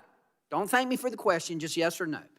Have you ever personally looked in a patient in the eye and explained why your company denied them a medication their doctor said that was needed? Have you ever personally looked a patient in the eye and told them that? I have looked patients in the eyes many times. I don't recall whether it's regarding a prior authorization, but it is. Well, Mr. Hemsley, let me tell you, I practiced pharmacy for 40 years. I'm the one who had to look the patient in the eye. I'm the one who had to tell them that on your behalf. It's not fun. Mr. Hemsley, I want to tell you a story about Andrea Kelly. She's a single mother from Kentucky who was diagnosed with stage 2 breast cancer and has endured years of chemotherapy, surgery, and radiation just to stay alive. And she wants to stay alive because she's got a 7-year-old daughter. Despite being stable on the medications for a year, UnitedHealth Group is now denying Andrea her Lupron injection and Veoza medication. According to her doctor, these denials are actively increasing, as you would imagine and you'll understand, they're actively increasing Andrea's risk of cancer recurrence. Live for my child. End quote. It was me. I was the one who went to the counter. I was the one who had to tell him that. Not you, Mr. Joyner, not any of you on this panel, but me, the pharmacist. I was the one who had to tell him that. Mr. Hemsley, knowing that your company's denial raises Andrea's risk of cancer recurrence, why is UnitedHealth Group overriding her doctors and denying her medication? Do you have any idea? I don't know that particular circumstances. can you help me out here? Because I want to help her. What can I tell her? What can I tell Andrea that she can tell her 7-year-old daughter? Actually, I would love to learn more about that and see if we can't help solve that problem. Let me ask you this, Mr. Hemsley. President Trump's proposing a bold new health care plan, and I applaud him for that, one that puts patients in control. Thank God somebody finally realizes instead of sending the money, my colleagues, instead of sending the money to insurance companies, send it to the patients. Let them create a competitive marketplace. The president is proposing this. He wants to put patients in control, expand choice, and ensure transparent pricing. Can we count on you, Mr. Hemsley, to support President Trump's great health care plan? Representative, we will be open to any kind of bipartisan solution, and I think the president's thoughts contribute to the conversation. Good ideas to be considered, but I certainly hope so, because for 40 years, I'm the one. I'm the one. Thank you, Mr. Chairman. I yield back. Gentleman yields back. Now recognize the gentlelady from California, Ms. Barragan, for her 5 minutes of questioning. Thank you, Mr. Chairman. I want to just ask the witnesses, all of you here, except the witness on the end, all of you get a stock option or a stock benefit for your compensation. Is that correct, Mr. Hemsley? yes, Representative. And Mr. Joyner? Yes. Ms. Bordeaux? I do as well, tied to long-term incentives. Okay, and Yes, I do. No, we don't have any ownership or stock. We're a nonprofit. There's no ownership. okay, you get you get performance bonuses instead. Correct. Okay, so those of you who have stock, your company has to do better or good for you to maintain that value in that stock. Is that right? Nobody disagrees with that, right? You're all in the business of making a profit, right? Nobody disagrees with that? Okay. Mr. Hemsley, you got a $60 million one-time equity award. That's a lot of money. For my constituents, when I said we were having this hearing today, I said, what would you ask? They said, we want to know why they're making so much and why we can't afford our health care, or why we stretch every penny and dime to buy health care just to have the claim denied when I actually need it. And that's what's wrong. That is what's wrong in this system. Mr. Hemsley, you were just asked about the denial rates. I have a chart. I have a chart right here of the denial rates. I don't know if you could see it, but UnitedHealth Group, according to the Kaiser Family Foundation study, says your in-network denial rate is 33%. That's 33%. You just told my colleague that wasn't accurate. Are you saying the report is inaccurate? Or are you just not aware of what your denial rates are? Representative, I think we are aware of our denial rates. I don't know the context of what you're showing me. Okay, so you're not aware of the study. Okay. Excuse me. Well, Mr. what do you Hemsley, think your can denial put rate your is? mic What do you think the closer? percentage is? Yeah, we're having a hard time hearing. If you could pull your mic closer, and we'll give you an extra 10 Sorry. seconds. Okay. What do you think your denial rate is? Less than 2%. Yeah, that's like wildly off from any numbers that I have seen.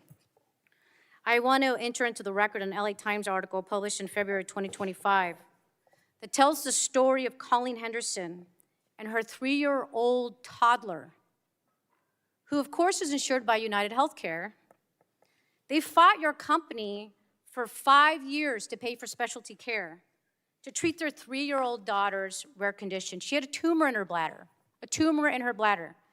The family ended up with $1 million in medical debt and was forced to declare bankruptcy because UnitedHealth said treatments recommended by the doctors were unnecessary. Do you understand why the American people are not a fan of UnitedHealth and big healthcare companies, Mr. Hemsley? I think that is a tragic situation. I don't know the details of it, but I'm very sympathetic to situations like that. Well, what are you going to do to make sure that more families are not going into medical debt? and that their kids can get the care they need? Because you know the alternative is the kid is going to die. Well, I'm glad you brought that up, because I think one of the reasons that motivated me to return to this company is because I think we could be a force for solutions like that, and that our mission aligns to that, and my purpose is to improve the performance of this enterprise to solve those kinds of solutions. Well, I hope that we see improvements, and I'm going to be tracking that progress to see if it actually happens. The other thing that's really quite fascinating is that we find that most people will not appeal these denials. Most people don't have the time or the effort. I live in a district where it's working-class families. They can barely find the time to show up to 2 jobs to pay their bills. Do you think they're going to have the time and the effort to appeal a claim? We've seen that less than 1% of claims are appealable. When they are, insurance reverses their decision 44% of the time. That's almost half. Why do your patients have to fight your company to get their claims covered? Representative, again, I appreciate the subject. It's important. They shouldn't have to fight. We should make this much easier and intuitive, and we use technology for that purpose. We have a number of initiatives in market right now. Mr. Hemsley, try to make it real the time. way you're talking about this is not sympathetic. It's not compassionate. I appreciate the topic. These are people's lives. These are children's lives. This is when people, you said that you want to help people when they're sick. You know what doesn't help? When they get a bill or when they have to go into medical debt for $1 million of debt. That doesn't help people when they're sick. I hope that you all are going to do better. The gentlelady yields back, and the gentlelady referenced a document. If she could make sure we have a copy of that, and without objection, it is so ordered to be entered into the record. I now recognize the gentleman from Pennsylvania, Dr. Joyce, for his 5 minutes of questioning. Thank you, Mr. Chairman. According to CMS data from 2024 on total healthcare expenditures, spending reached a new high of over $5 trillion.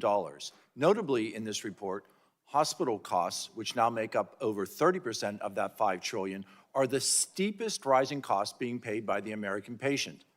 One of the reasons driving this has been the trend of hospital consolidation, leading to regional monopolies dominating markets. I hope that this is a topic that this committee will explore in future hearings. For our insurers on the panel, please raise your hand if you agree with the following statement. Highly consolidated provider markets make it harder to contract at competitive rates for the services on behalf of your customers. I see that Mr. Helmsley, Mr. Joyner, Ms. Bodeau, Mr. Cardani, and Mr. Markovich have all raised their hands. Thank you. Since the passage of the ACA, we have seen costs across all markets continue to increase. One of the key issues driving this is the medical loss ratio, or the MLR, that requires plans to spend either 80 or 85% of your premium dollars on healthcare expenses. The MLR created multiple perverse incentives for insurance companies to dramatically consolidate both vertically and horizontally. The companies that you lead today are not just involved in insurance. You own PBMs, you own specialty pharmacies, you own retail pharmacies, you own GPOs, you own physician groups and practices. In some cases, you own hospitals, and you own drug manufacturing companies, and at least one of you owns a bank. This has led to alleged cases of self-dealing as your companies work to circumvent the MLM requirements. I would like to add for the record a Stat News article from November of last year entitled, UnitedHealth pays Optum physicians 17% more than outside providers. Under MLL rules, it is now in the insurer's interest to purchase as many health services that count towards that 80 or 85% medical spend requirement to ensure that Americans' premium dollars merely are just changing hands within your company's corporate structure. Since provider profits are not capped under the MLR in the same way that plan profits are, there is absolutely no incentive to keep prices low. In fact, it's in your interest to keep driving them even higher, resulting in bigger payments that can make your own corporate-owned providers and bigger profits that you can retain legally skirting the MLR requirements. As a doctor, of which there are many of us on this committee, we took the Hippocratic Oath, an oath that says, above all, do no harm. But it is painfully evident that the promise that we took is not reflected in the blatant gaming of the MLR, because you are clearly putting corporate profits ahead of patients. And ultimately, each and every one of you are hurting those patients. Transparency in this area is critical for us to truly understand what's driving cost increases. And I would ask that by the end of February, in writing, to please provide to this committee the names, the size of the business areas of each subsidiary that your company owned that you have spent premium dollars that would qualify as a medical or quality improvement expense under the MLR. Can you please also provide the percentage of your dollar spend in each individual or commercial or Medicare Advantage market that went to the subsidiaries that you own? And can you provide a breakout of how your negotiated rates compare for services delivered by your affiliates versus a non-affiliate provider? Please raise your hand to indicate that you will provide the committee with that information by end February.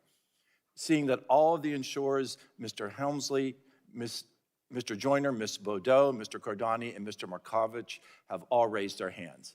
In addition, the growing physician employment that each of you operate, that is one problem.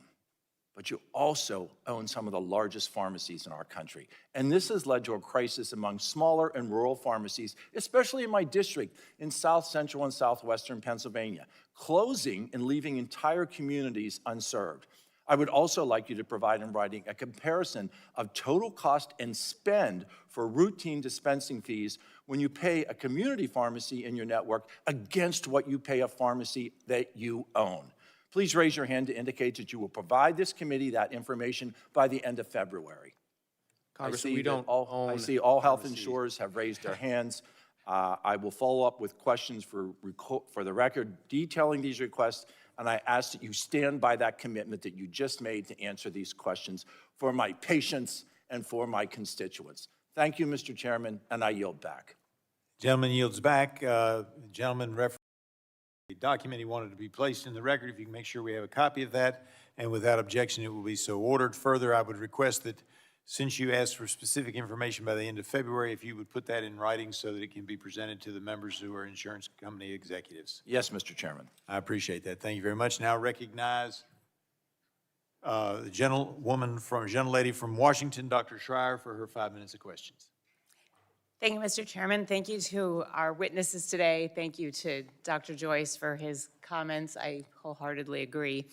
I'd like to talk about Medicare Advantage today, specifically with regard to prior authorizations. Just to set the stage, I'm a pediatrician and took care of kids in my community for almost 20 years before coming to Congress. I also have had type 1 diabetes for over 40 years, so I get what it's like to be a patient who is dealing with difficulties with insurance companies.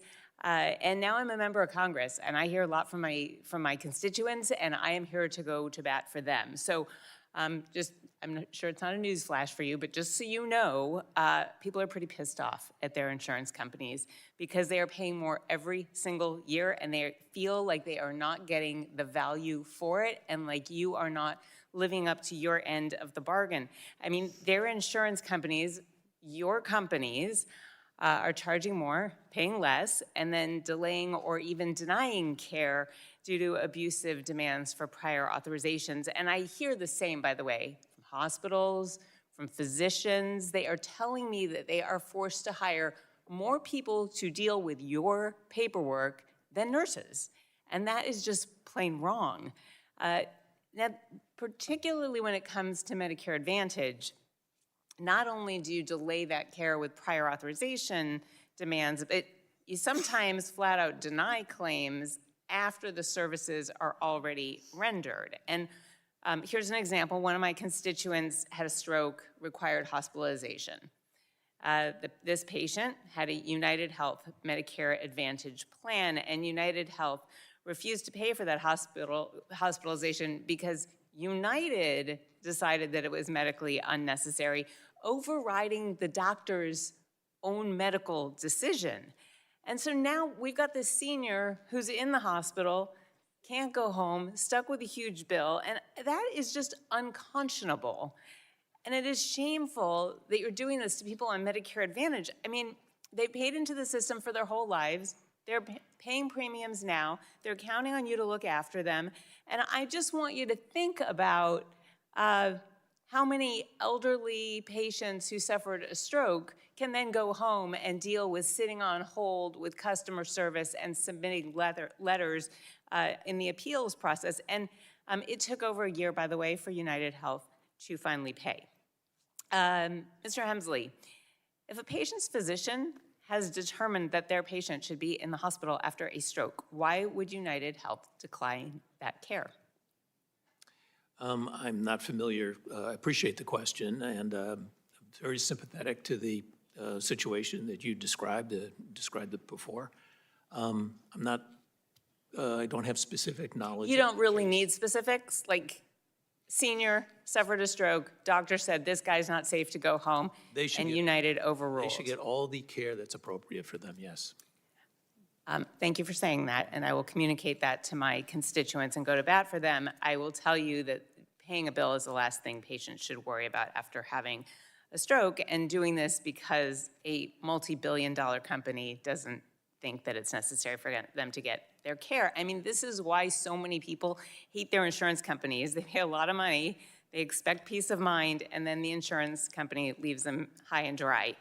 A lot of you run Medicare Advantage plans, but UnitedHealth is the poster child for Medicare Advantage abuse. I mean, we all know about padding diagnoses, so you can make patients seem sicker and riskier and then overcharge the government for their care. But today's focus really is on prior authorizations and denials, which you demand more than other insurance companies that take care of Medicare Advantage patients. And most patients, they just shrug their shoulders, they give up. But the ones who do appeal, 80% of them get their appeals covered. If these denials are ultimately overturned, why are you doing these pre-authorizations and denials? Well, I appreciate the question, Representative. We have been methodically reducing the area of prior authorization and expediting that process. We are not trying to do anything other. With 15 seconds, I'm going to hold you to that, and I will follow up with you about what you're doing now. But I have to tell you that to the rest of us, this looks like your business model.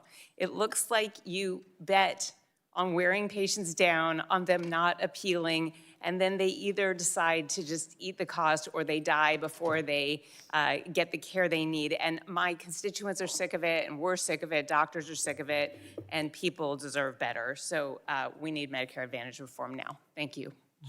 Gentlelady yields back. Now recognize the gentlelady from Iowa, Dr. Miller Meeks. Thank you, Mr. Chairman, and I want to thank our witnesses for testifying before the subcommittee today. There are many topics, such as prior authorization, which we just heard about, and denial of claims, which the majority of which are later approved without modification, that I'd like to discuss with our witnesses today. But unfortunately, or fortunately for you all, I only have 5 minutes, so I'm just going to jump in.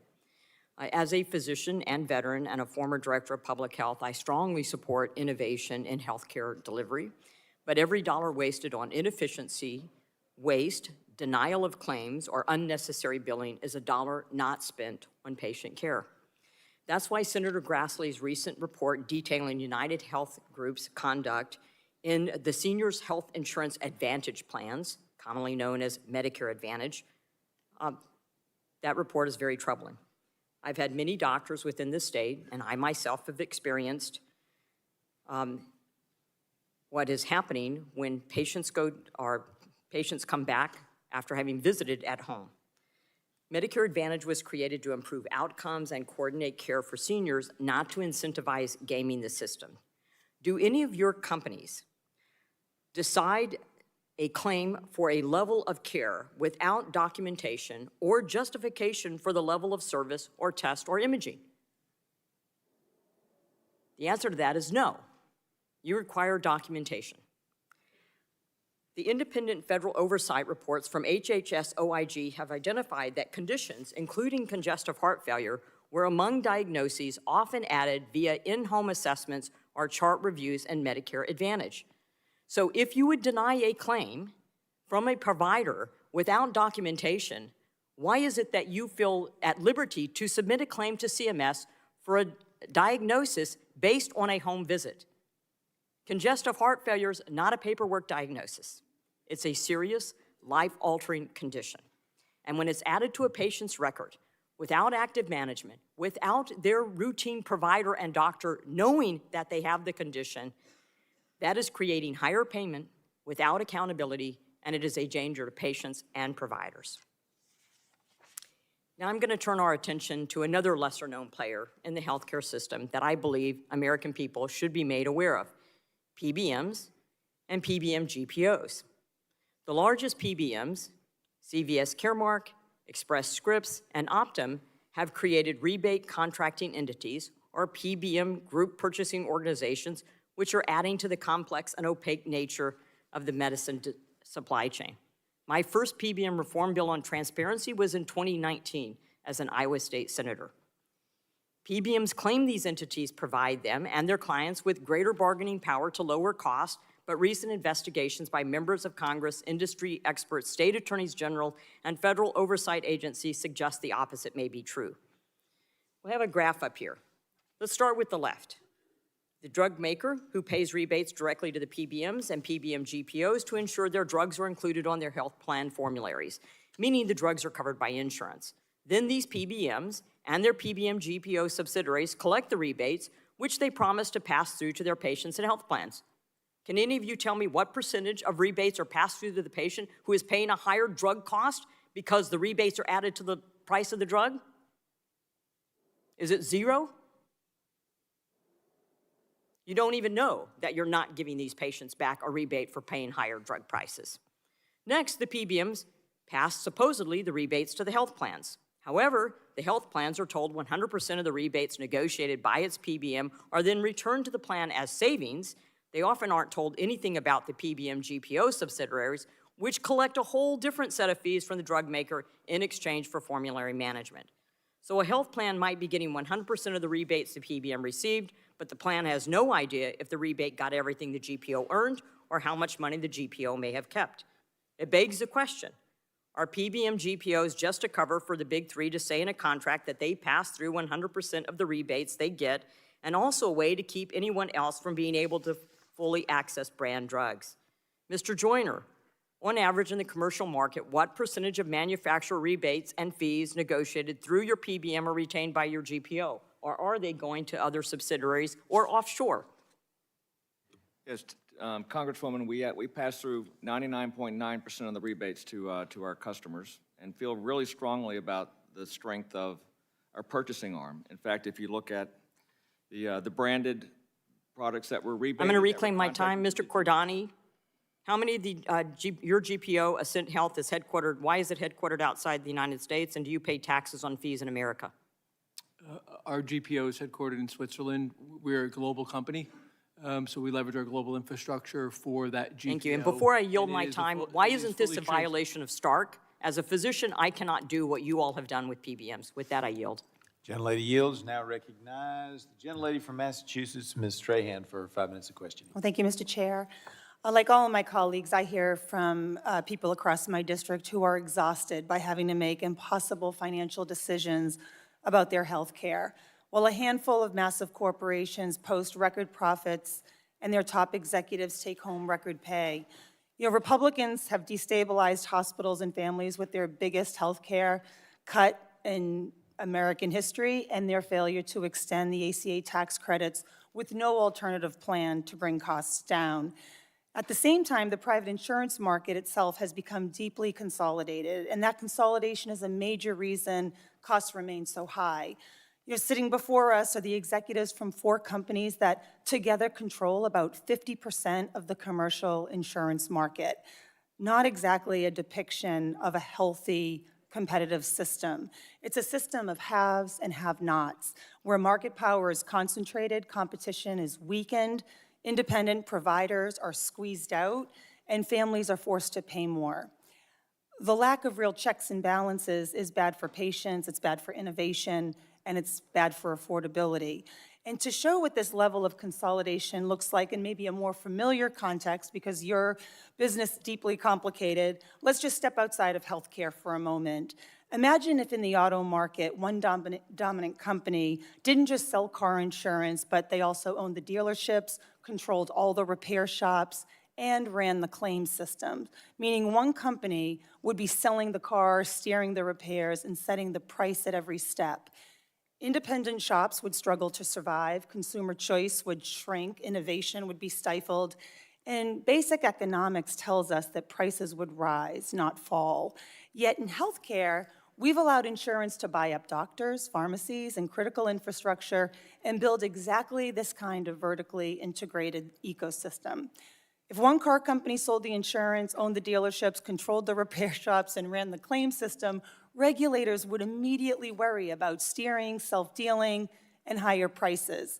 So I'll just kind of throw it out into the ether. Can anyone on this panel explain why consumers should believe healthcare is the one industry where this kind of corporate structure lowers costs instead of raising them? You know, I posed this question. It's a tough one, and it's obviously volunteered, because peer-reviewed research consistently shows that provider consolidation drives higher prices, especially for commercially insured patients. And those higher prices show up as higher premiums, higher deductibles, costs, and higher overall spending. When an insurer owns the provider it pays, it can set internal reimbursement rates instead of negotiating in a competitive market. And that kind of consolidation has been shown to raise prices for the same services. Now, UnitedHealth is the country's largest private insurer and owns roughly 90,000 doctors through Optum, meaning a growing share of premium dollars are circulating inside the same company instead of lowering premiums or providing rebates to patients. Mr. Helmsley, as my colleague from Pennsylvania mentioned, UnitedHealth determines the reimbursement rates paid to Optum-owned physician groups, and those rates that you set are inside the same corporate family, hidden from regulators, hidden from competitors, patients, us.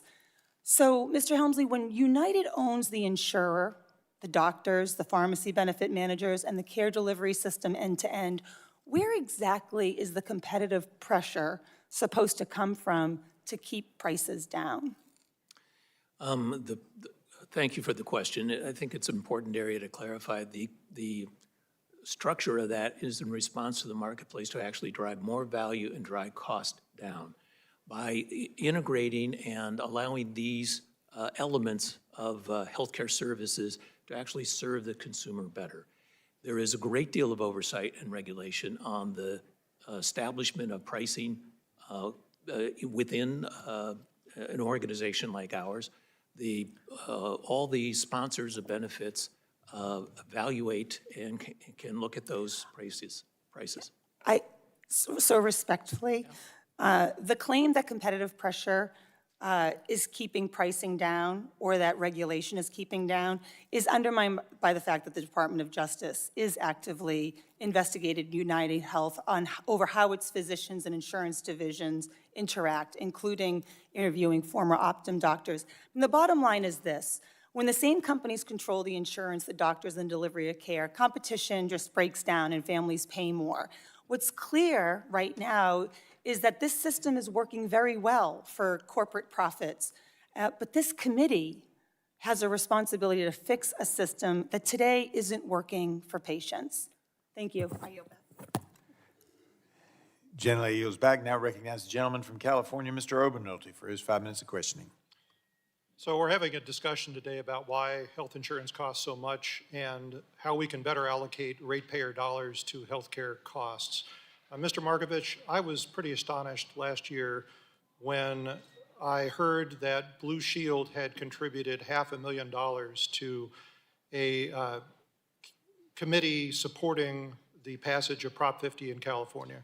Prop 50, as everyone in this room knows, was an effort to shift 5 congressional seats from Republican control to Democrat control. It's a pretty transparent, partisan undertaking that passed. Reasonable minds can disagree whether or not that's something that should have been supported. I myself feel like mid-cycle redistricting erodes voters' trust in our elections and our democracy. I oppose doing it in Texas. I oppose doing it in California. Reasonable minds can have a discussion about that, but I was just astonished that a health insurance company would wade into a political debate in such an enormous way. Why on earth did you do that? Well, respectfully, Congressman, we didn't do that. What we have a long history of. Blue Shield of California is contributing to candidates from both parties at the federal and state level, including Governor Schwarzenegger, Brown, and Newsom. And we try to support candidates that we think will be thoughtful about healthcare policy. And this contribution to a fund that did not have a specified purpose is something we committed to as a part of that. After that contribution had happened, the governor then purposed those funds for Proposition 50, and our plan did not take a position on it. Okay, to be clear though, these were two different checks for $250,000 each to a ballot measure committee, not a candidate. I mean, we understand supporting candidates, but this was to support a ballot measure. So if not Prop 50, what ballot measure did you think you were supporting? Well, we didn't know, neither we nor the other healthcare companies. You wrote a $500,000 check not knowing what ballot measure you were supporting? We and other companies, including other healthcare companies, all contributed to this account, and it's not uncommon, particularly in California with lots of propositions, where candidates would prefer contributions to these types of accounts as opposed to direct contributions to their campaign support. Oh, well, now knowing what you know, do you regret having made that contribution? Knowing that, I mean, this was the only, Prop 50 was the only proposition that this committee supported. Well, we did not support or oppose Proposition 50. We didn't take a position on that. So, it's a decision we consciously made going in, as did others, and just didn't have control over where it went afterwards. All right, well, you in your testimony said that you think that our healthcare system needs some tough love. Respectfully, I'd like to offer you some. When a health insurance company wades into such an obviously political topic like that, it not only erodes your ability to work with folks on the other side of an issue, but also erodes consumers' trust in the system as a whole. So please don't do that again. Mr. Helmsley, I represent a very rural section of California, and one of the biggest problems we have is access to health care. So we are grateful to have critical access hospitals that are in most of the communities that I represent, but we're having an increasing problem with Medicare Advantage plans like the ones that you provide, where the critical access hospitals are no longer recognized as being in-network, and my constituents are forced to drive long distances to get the health care they need. And now I understand that keeping costs down is something that is often in tension with contracting with these hospitals, but let me also suggest that when people have to drive hours and hours to get access to basic health care, some of them just won't do it. And that denial of health care turns out to have much larger costs in the long term for our entire system. What can we do to improve that, and why are those decisions being made? Microphone, please. Thank you for the question, Congressman. There's meaningful pressure in the Medicare Advantage space, given the funding actions taken in previous administration. It has put a great deal of pressure in terms of what can be served. We are very interested and dedicated to the rural health care and adequacy there. I will look into the situation that you describe. But we are also advancing initiatives to see if we can get rural care resources paid more effectively and more currently. So we have 4 pilots in the market that are expediting payment and trying to cut the payment time frames in half. And right. those are I'm successful. sorry, we're out of time here, broadly. but these critical access hospitals are going to close if this trend is continued. That's not good for you, and it's not good for the constituents that rely on them. We appreciate that. Gentleman yields back. All right. And we're in a dilemma. All of our witnesses have to be at another hearing in just a little bit. So unfortunately, we're going to have to roll back the question time for members to 3 minutes subsequent to the questioning by Ms. Ocasio-Cortez, who is now recognized for 5 minutes. Thank you so much, Mr. Chairman, and apologies if we have to move quickly here due to the time. Thank you to all of our witnesses for coming here today. Mr. Joyner, you are the CEO of CVS Health, correct? Correct. And I actually don't know how many Americans know this, but CVS Health owns Aetna, the health insurance company, correct? Correct. And CVS, which owns Aetna, also owns Oak Street Health Medical Clinics, correct? Yes, it does. And in addition to that, they own, of course, CVS Pharmacies, and CVS Health also owns CVS Caremark, the pharmacy benefit manager, which helps negotiate some of these rebates and prescription prices, correct? That's correct. And CVS Caremark processes nearly 30% of all prescriptions in a given year. And so, in other words, CVS Caremark helps determine the prices that patients pay for a third of all prescriptions in the US. In fact, I was following one of CVS's one of CVS's investor calls where they really laid out quite clearly what this means if you are a patient. This is what's known as a captive strategy. And CVS, in the investor call, used the example themselves of a patient known as Kate. Kate has an Aetna health insurance plan right here, and which is owned by CVS Health. She then goes to a CVS pharmacy. She's connected to an Oak Street Health medical clinic. She sees a doctor at Oak Street Health who prescribes her medication. And then she goes to fill that prescription at a CVS pharmacy. So the price Kate pays for that medication is dictated by Aetna, CVS Caremark, and they also own the drug manufacturer Cordavis. Mr. Joyner, this is quite a bit of market concentration. Wouldn't you agree? No, I wouldn't agree that it's market concentration. I would suggest it's a model that works really well for the consumer. Yeah, I think it works very well for CVS. I think, in fact, you all said on the call that you all call it a fully engaged member. It's great marketing there. Fully engaged member unlocks sizable value for payers and CVS Health. So the health insurance gets a cut, the pharmacy benefit manager gets a cut, the drug manufacturer gets a cut, and the patient gets screwed. I think the Federal Trade Commission has also found that healthcare conglomerates like CVS Health charge more for medications filled at their pharmacies. We're talking about 1,000% markups on medications for cancer and HIV. And, I think this is actually an interesting point of common ground that I may have with some of our Republican colleagues here in this hearing. Because whether you're a blue-blooded capitalist or a card-carrying democratic socialist, I think corporate monopolies are a problem.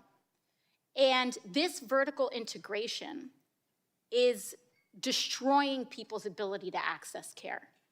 I don't think we're seeing this across the board. And if they can self-deal, I saw something that was interesting from the opening statement of Mr. Hemsley from UnitedHealth talking about how much United spends, what was it, 85% on care, Mr. Hemsley? Approaching 90%. But the ACA forces you all to spend a decent amount of that on subsidies on care. But when you own the care, when the insurer owns the pharmacy, owns the PBM, owns the drug manufacturer, you also own the healthcare cost. You own a big chunk of the healthcare cost. And so, 100 years ago, we had this type of market concentration in our banks. And we did something about it when it crashed the economy. And we passed the Glass-Steagall Act. We should be considering that in our healthcare system. And if we believe in competition, I think we should put our votes and our legislation in alignment with that and consider breaking up this industry in order to allow the competition that prevents this kind of vertical integration and abuse of power. And with that, I yield back. Gentlelady yields back. Now recognize the gentleman from Oregon, Mr. Bentz, for his 3 minutes of questioning. Sorry. That's fine, Mr. Chair. Thank you. Thank all of you for being here. I'm going to follow Dr. Joyce in asking that each of you produce certain documents, but I'm really interested in the float, and that, of course, is what leads to people calling insurers banks doing a side business as healthcare. Because, of course, you charge the premium, you collect the money, you put the money in the bank, it earns interest, and then you pay it out. And so the float is of extraordinary interest to those of us that support HSAs, because a health savings account means that instead of paying the premium to you, the theory is the person with the account earns the money. Starting with you, Mr. Hemsley, is that true? If HSAs were put into place, would the patients actually be earning the money instead of the insurance company? Your microphone. Sorry, thank you for the question, Representative. I don't know if I understand the question, but we maintain. No, well, let's go back. Yeah. It's simple enough. If HSAs were put in place and people could put their money into the HSA and have it earn interest from them instead of paying it to you as a premium, and they would wait until, I guess, they had the problem or the deductible to pay, would they be earning the money instead of you? That's the question. They earn interest rates in their HSA accounts. Maybe a better way of asking this is shifting over to how much money an insurance company makes by denying a claim. So what I was doing up here is, as I was waiting for my turn to ask these questions, I was trying to determine how much money insurance companies would make while they delayed in making a payment on a claim that ultimately is approved. And I found it here.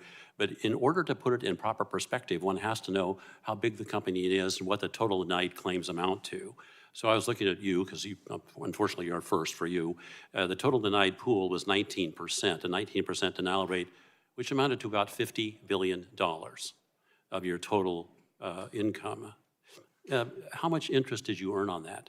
And I'm going to ask, you don't have to answer now, I'm going to ask that each one of you, though, answer that for me and for the committee. So please respond in writing how much money is made during the period of time that the delay is occurring on claims that are ultimately approved. That's what I want to see. So maybe because it's obvious, the argument that if you deny a claim, you get to earn money on the denied amount that you don't pay until you finally do have to pay it out. Now, you can argue about all the stuff you've gone through, and I was going through some of that here. In this case, I recognize those justifications. I want to see the amount, and that's what we're going to start. With that, Mr. Chair, I'll yield back. Gentleman yields back. Now recognize the gentleman from Massachusetts, Mr. Auchincloss, for his 3 minutes of questioning. This week, looks like the House of Representatives is going to pass PBM reform finally, which is good news for patients. But it seems to me that the big three health insurance corporations, knowing that PBM reform is around the corner, needed a different way to retain profits while still, on paper, complying with new requirements and the coming requirements of PBM reform. And so they formed these group purchasing organizations overseas in Ireland and Switzerland in particular, that have since been exhaustively investigated, and I'll enter into the record, Chair, that investigation. Date of the article? January 6th. Without objection of this year? Yes. Without objection, so ordered. Now, this investigation found many, many things, but of note, particularly for UnitedHealth GPO MSR, that although it had no website, no email, no phone number available at the time of the investigation, it was described as negotiating rebate agreements with pharmaceutical manufacturers, and was also bringing in tens of millions of dollars per employee. So what is going on over there? Mr. Hemsley, how many people does MSR employ?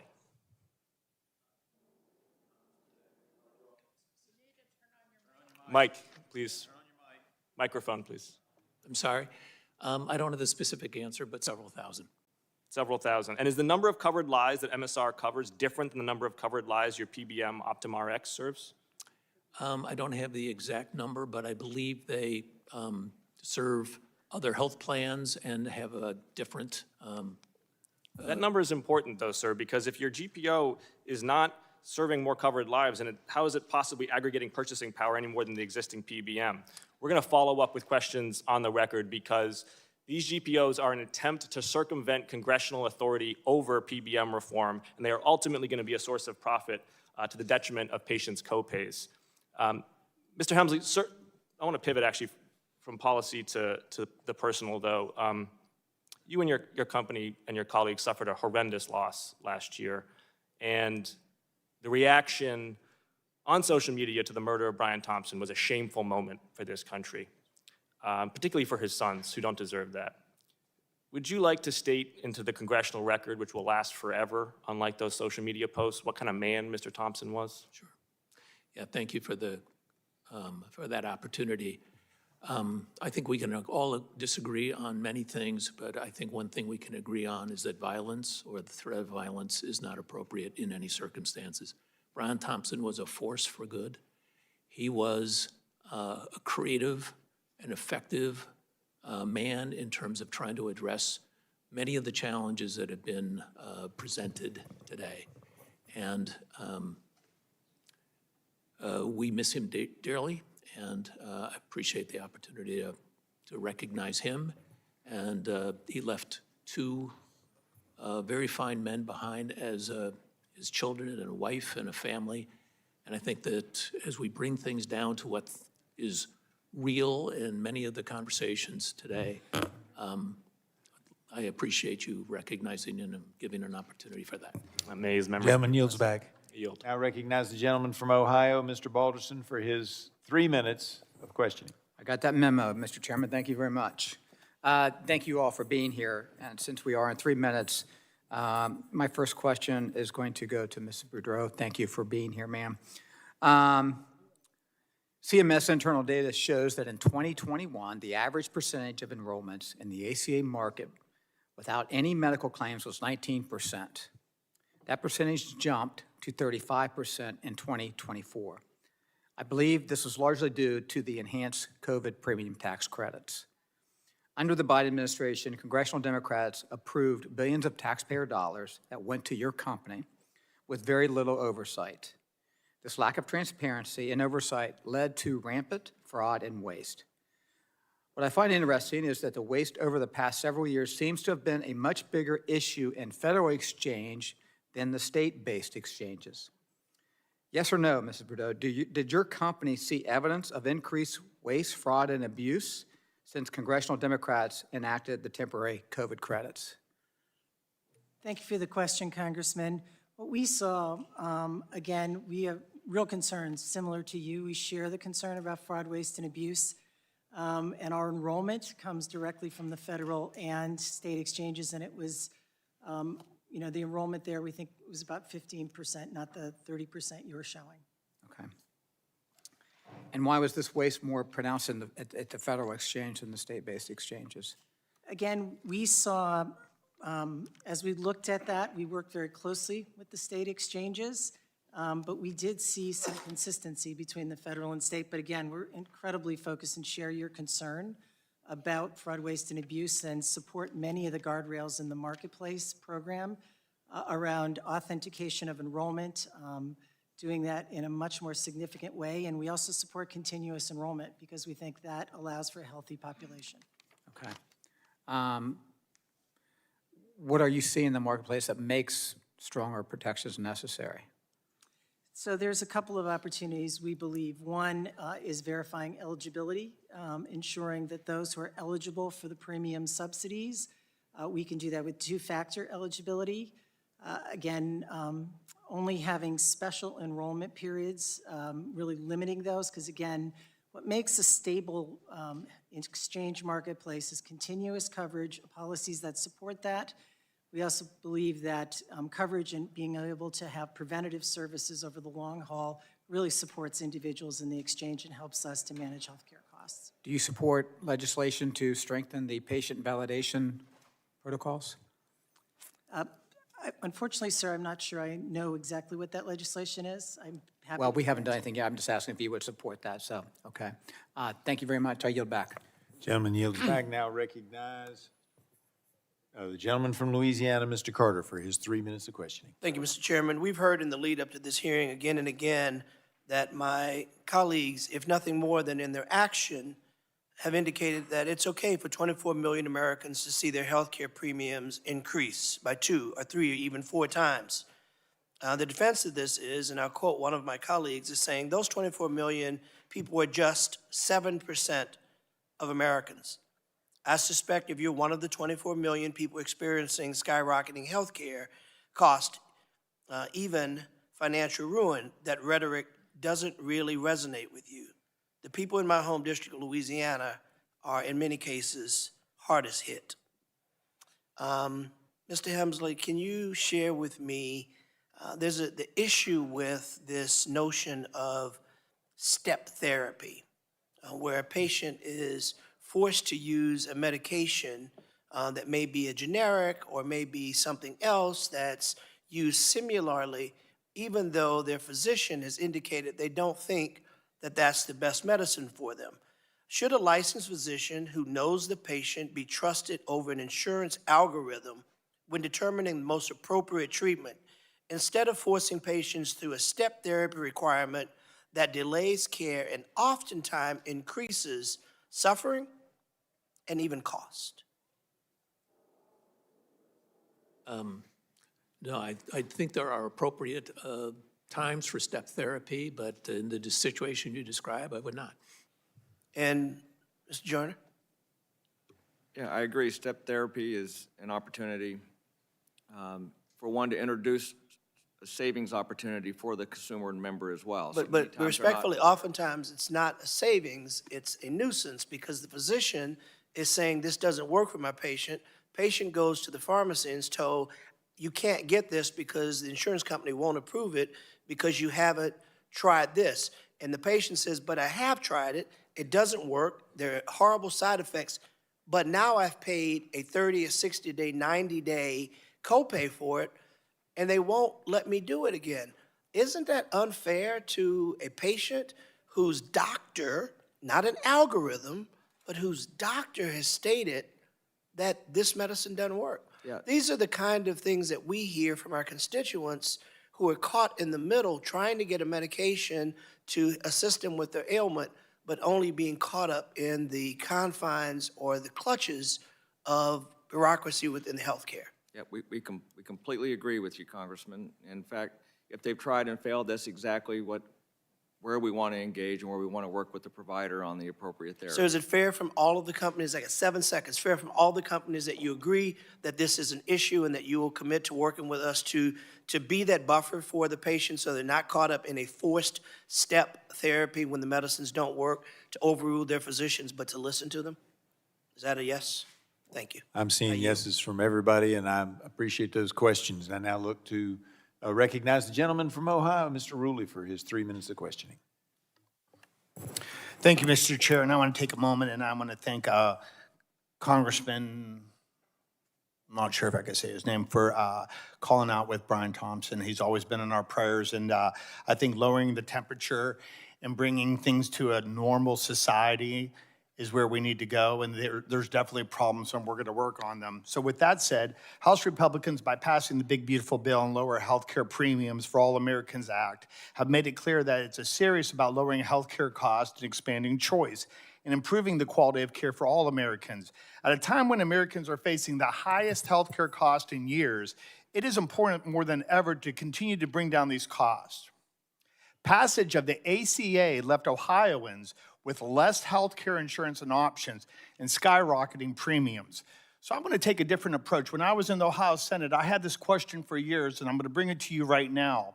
To all the witnesses, do you believe that competition and free market leads to affordability? And what I mean by this is under the ACA, patients are not allowed to shop their premiums across state lines. Patients who live near state borders cannot shop their plan for the best possible price on these plans. In my opinion, that could bring down the cost. What changes can Congress make to potentially allow interstate competition and increase the variety of plan options that patients can choose from? Anyone on the panel is welcome to answer. We'd endorse all kinds of ideas and be open-minded about anything that could get bipartisan support for increasing access, reducing costs, making healthcare more affordable. If that idea was part of that, we could be for it. As a general principle, competition is good. What can get troubling or challenging for health plans is there is a lot of state regulations around health insurance, and so if they're different from one plan to another because they're based in a different state, that can create just a challenging environment to have apples-to-apples comparisons in terms of shopping for customers. But overall, if you can increase choice and increase competition, that's a good thing. Do you think that by us excluding this from the help, or do you think like a freestanding bill to address this where we could have interstate competition? Congressman, I'd be happy to work with you on it. I'm not trying to, I know the time is limited. It's a fairly complex question to make sure that you're doing what you're intending to do, which is increase competition and consumer choice without creating an environment in which it's misleading for consumers because what they're buying from one plan versus another is very different in terms of their coverage. And that could be an unintended consequence if it's not shaped the right way. I would love those conversations if possible. Gentleman yields back. Now recognize the gentlelady of Texas, Ms. Fletcher, for her 3 minutes of questioning. Thank you, Chairman Griffith, and thank you to all of our witnesses for being here today. I think we can all agree that we should be working to lower healthcare costs for all Americans, and I have heard from many of my constituents in Houston about the same problems that my colleagues have talked about today, in particular prior authorization, which leads to delays in care, and about the incredible burden of the back and forth between providers. I represent so many physicians who come to me, tell me they are not able to give their patients the care that they need because of the amount of time that they spend and their staff spend on the phone fighting with insurance companies. These are huge issues that we absolutely have to address. I also think with the limited time that we have, Congress hasn't helped yet either this year. Instead, this Congress has voted to decimate our healthcare system and raise costs for all Americans by cutting Medicaid funding and eliminating the enhanced premium tax credits that we've been talking about under the Affordable Care Act. Mr. Carter just touched on this, and Chairman Guthrie made an important point earlier that not everybody participates in an ACA plan. But I think what we haven't heard as much of today is that this entire system is an ecosystem. And so all of the costs, the cuts to Medicaid, the cuts to the ACA premium tax credits, removing people from the risk pool, will mean that everybody else's costs are going to go up. That is a core principle of insurance, right? You get more people into the pool. This was the idea of the ACA, get more people in, you can bring costs down. So I think that that's something that we need to understand here as we're making policy going forward. And because, gosh, this is really limited time, I just want to go straight to the Republicans have proposed, I think, 2 new things today. One of them is that they're suggesting putting money into HSAs. So I want to ask each of the insurance industry witnesses here, yes or no, can HSAs be used by individuals to pay their health insurance premiums? I'll start with you, Mr. Helmsley. Oh, can you turn on your microphone, please? If that was part of a bipartisan solution. But today, can you use HSA funds to pay for your premium? No. Okay, Mr. Joyner? No. Mrs. Boudreau? There's no single solution. HSAs would need to be expanded, but we do think there's an opportunity. Thank you, Mrs. Boudreau. Mr. Cordiani? Structurally, no, but employers are able to use HSAs to complement catastrophic coverages effectively, and perhaps we can learn from the employer market. Mr. Markovich? Under current law, no. Okay, and that's the key. Under current law, this isn't a solution to just use the HSAs. The other question I have in general, well, we've got 15 seconds, so I'm just going to submit some more questions for the record, but I thank you for your testimony today, and I'll yield back. Gentlelady yields back. Now recognize the gentleman from New York, Mr. Langworthy, for his 3 minutes of questioning. Thank you very much, Mr. Chairman, and I'll kind of cut right to the chase. I mean, this is my first term on the Energy and Commerce Committee. I've had an awful lot of healthcare meetings, and some of you have been by the office. But I ask every stakeholder that comes, why is healthcare increasing so drastically compared to other facets of the economy? Who is at fault? And the amount of finger pointing, but if the hospitals are there, it's the insurance companies, or if it's the insurance companies, it's because of pharma. If it's pharma, it's because of the insurance companies. And we need to get to the bottom of why premiums have exploded on Americans over the last 10 years, and more drastically in the last 2. And what is driving these costs? And what I think is important for us to be aware of is, what is each of your dedication to the bottom line with the bottom line cost to the taxpayer, to the consumer? Because, I mean, we are obviously shoveling trillions of dollars at the healthcare system in America, yet prices are exploding. Now, some of my colleagues want the government just to pay for this for everyone, and that's what they think is the best ultimate solution. You heard several mention that. I believe in the American healthcare system and is a free market system because I think that leads the way in innovation to get us the best outcome. So, Mr. Helmsley, what is UnitedHealth Group specifically, not generally, doing right now to lower premiums for its customers? Thank you, Representative, for the question. We are intensely focused on managing costs. You need to keep these answers short. I mean, is there a specific action that you guys have coordinating taken? care, using data and insights, and value-based care as the key to change the whole direction of healthcare towards a value-based outcome system and less towards a volume-based system. Okay. Mr. Joyner, what is CVS specifically, not generally, doing to lower premiums for its customers? Yeah, today, we believe that the single biggest issue is the health status of the population. They're aging, consuming more healthcare resources. So our focus is on wellness, prevention, keeping people out of the hospital, keeping people on low-cost therapies that we believe will ultimately manage the overall health costs, and like UnitedHealth Group, focusing on an outcomes-based model with the provider. So we're working collaboratively and introducing technology to help bring the consumer into the process. Ms. Bordeaux. Thank you. Congressman, we have two core strategies. One, in our company, reduce overall health care costs and simplify the system.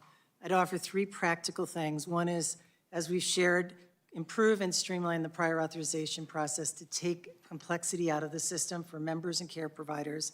Second, investing in fraud, waste, and abuse to take unnecessary costs and make the premiums go to the right things.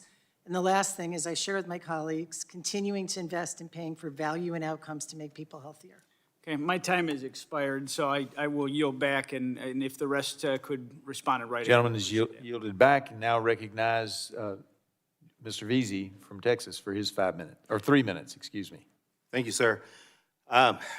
I want to talk about vaccines, particularly because I think that Republicans and the Secretary Kennedy is undermining vaccines in this country.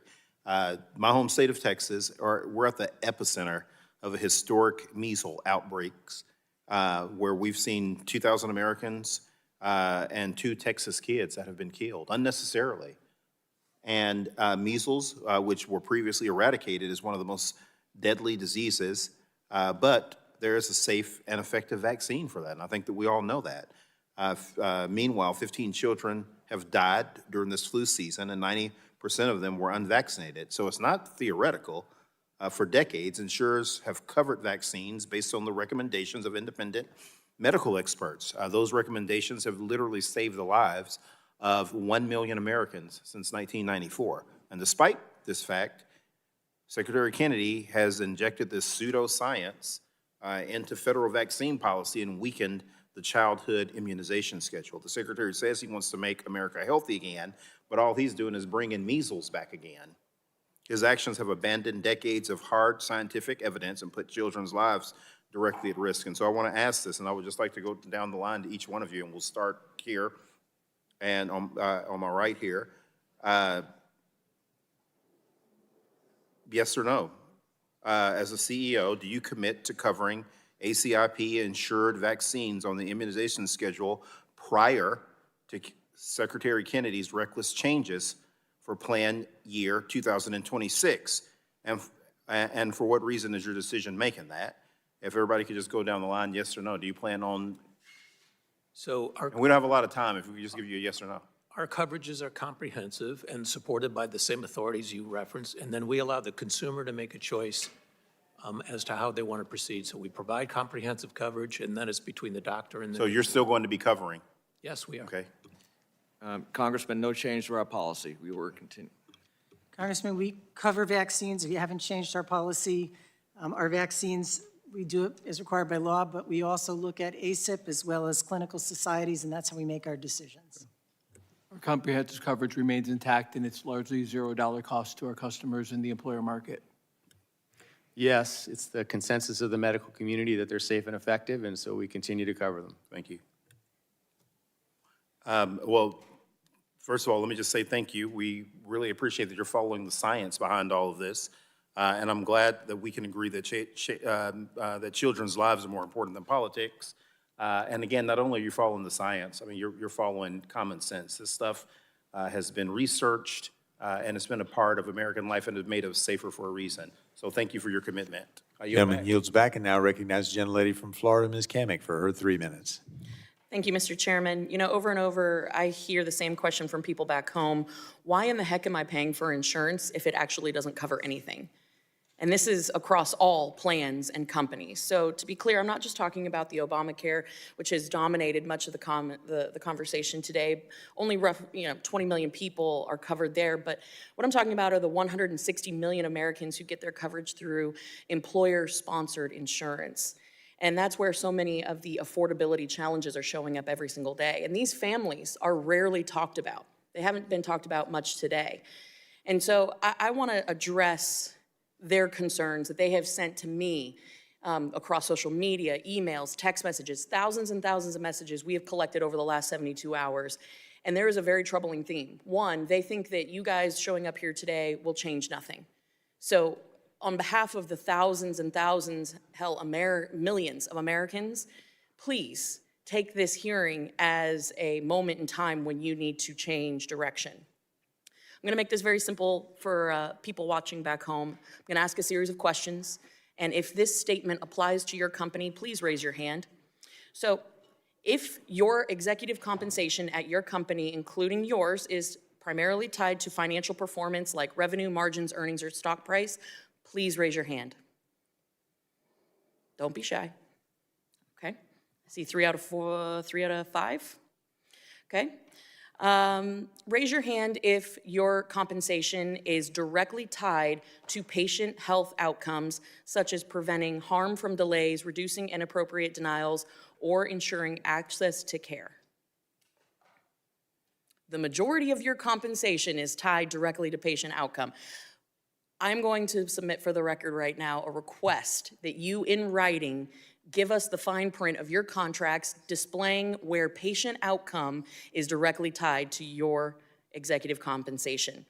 Raise your hand if an executive at your company takes a financial penalty when a patient is harmed due to an insurer-caused delay or wrongful denial. Okay, no hands. So no one at the company bears any responsibility for denial of care or patient outcomes. Raise your hand if an overturned denial or appeal negatively impacts executive compensation at your company.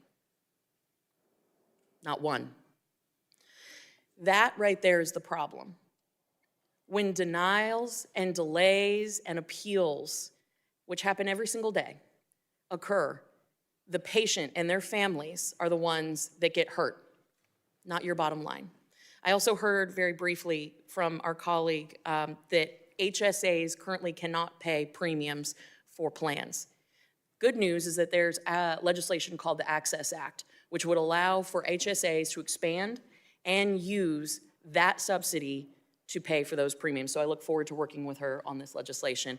I see my time has expired. With that, I yield. And the gentlelady yields back, and I now recognize the gentlelady from Illinois, Ms. Kelly, for her 3 minutes of questioning. Thank you, Chair Griffith and Ranking Member DeGette, for holding today's hearing. There is a healthcare affordability crisis in this country under President Trump. Republican-led cuts to Medicaid will drive the uninsured rate up by roughly 50% over the next decade. At the same time, their refusal to extend ACA tax credits will more than double monthly premiums for millions of Americans. You've heard all this already. The result is simple. People will delay care or go without entirely because they cannot afford coverage, as our witness has said. These are people's lives we're talking about. As some of the largest health insurance administrators in the nation, you have real influence over federal policy and industry outcomes. The ask has been clear, and your responses have not met the moment. For all CEOs, back in November, one of my constituents, Mercedes Wells, had a traumatic birth in her car after being discharged from the hospital while in active labor. In response, I announced a new maternal health bill, the Wells Act. I also sent letters to many of you asking about your commitment to maternal health. We have a maternal health crisis in this country, and evidence shows that doulas lead to better health care for pregnant women. So I ask all of you, raise your hand if your company has a standard policy to explicitly cover doulas for their services during and after pregnancy for the majority of your plans. All but one, thank you. Mr. Hemsley, earlier you admitted to my colleague that your company uses technology in a number of initiatives. Over the last 5 years, there's been an alarming increase in reports of inappropriate AI prior authorization denials by your company. One study in 2024 found that these AI denials had a 90% error rate. If a healthcare provider had this bad of an error rate, they would lose their license and be in jail. Does United use AI or algorithmic tools to adjudicate claims or pretreatment estimates? And what governance and independent auditing do you use to prevent systemic underpayment or inappropriate denials? I'm sorry, we can't. Yes, thank you for the question. We use AI solely for administrative purposes. We do not use it for clinical applications at all. So it has nothing to do with denials? Only from an administrative, gathering documents, things like that. Only administrative. Will you pledge that each determination will be reviewed, or I don't know how you do it, by an outside neutral practicing physician who is licensed in the same specialty as the care in question? I'm not sure I understand what you're asking. I guess I'm questioning why people are denied, and you're saying it's not by AI. So who determines how people are denied? We have clinical policies broadly accepted and promulgated by the care community, the academies and colleges. So not physicians in the field, or yes? Yes or No, no? physicians oversee our clinical Kelly. reviews. I'm sorry. That's all right. If we didn't have a time limit, I'd let you go. Recognize the gentleman from Texas, Mr. Crenshaw, for 3 minutes. Thank you, Mr. Chairman. You know, since the Affordable Care Act passed, premiums have increased 129%. That's 90% more than inflation. In the 10 years before the ACA passed, premiums rose at about 5% per year, 69% total, which roughly tracked inflation. Something broke the system, and that something is Obamacare. So what happened? Now, the Democrats who passed the ACA deserve blame. They deserve a lot of blame. They imposed rigid mandates and regulations that made it nearly impossible to offer flexible, affordable, tailored insurance plans. That crushed competition. Much of this is government's fault, but not all of it.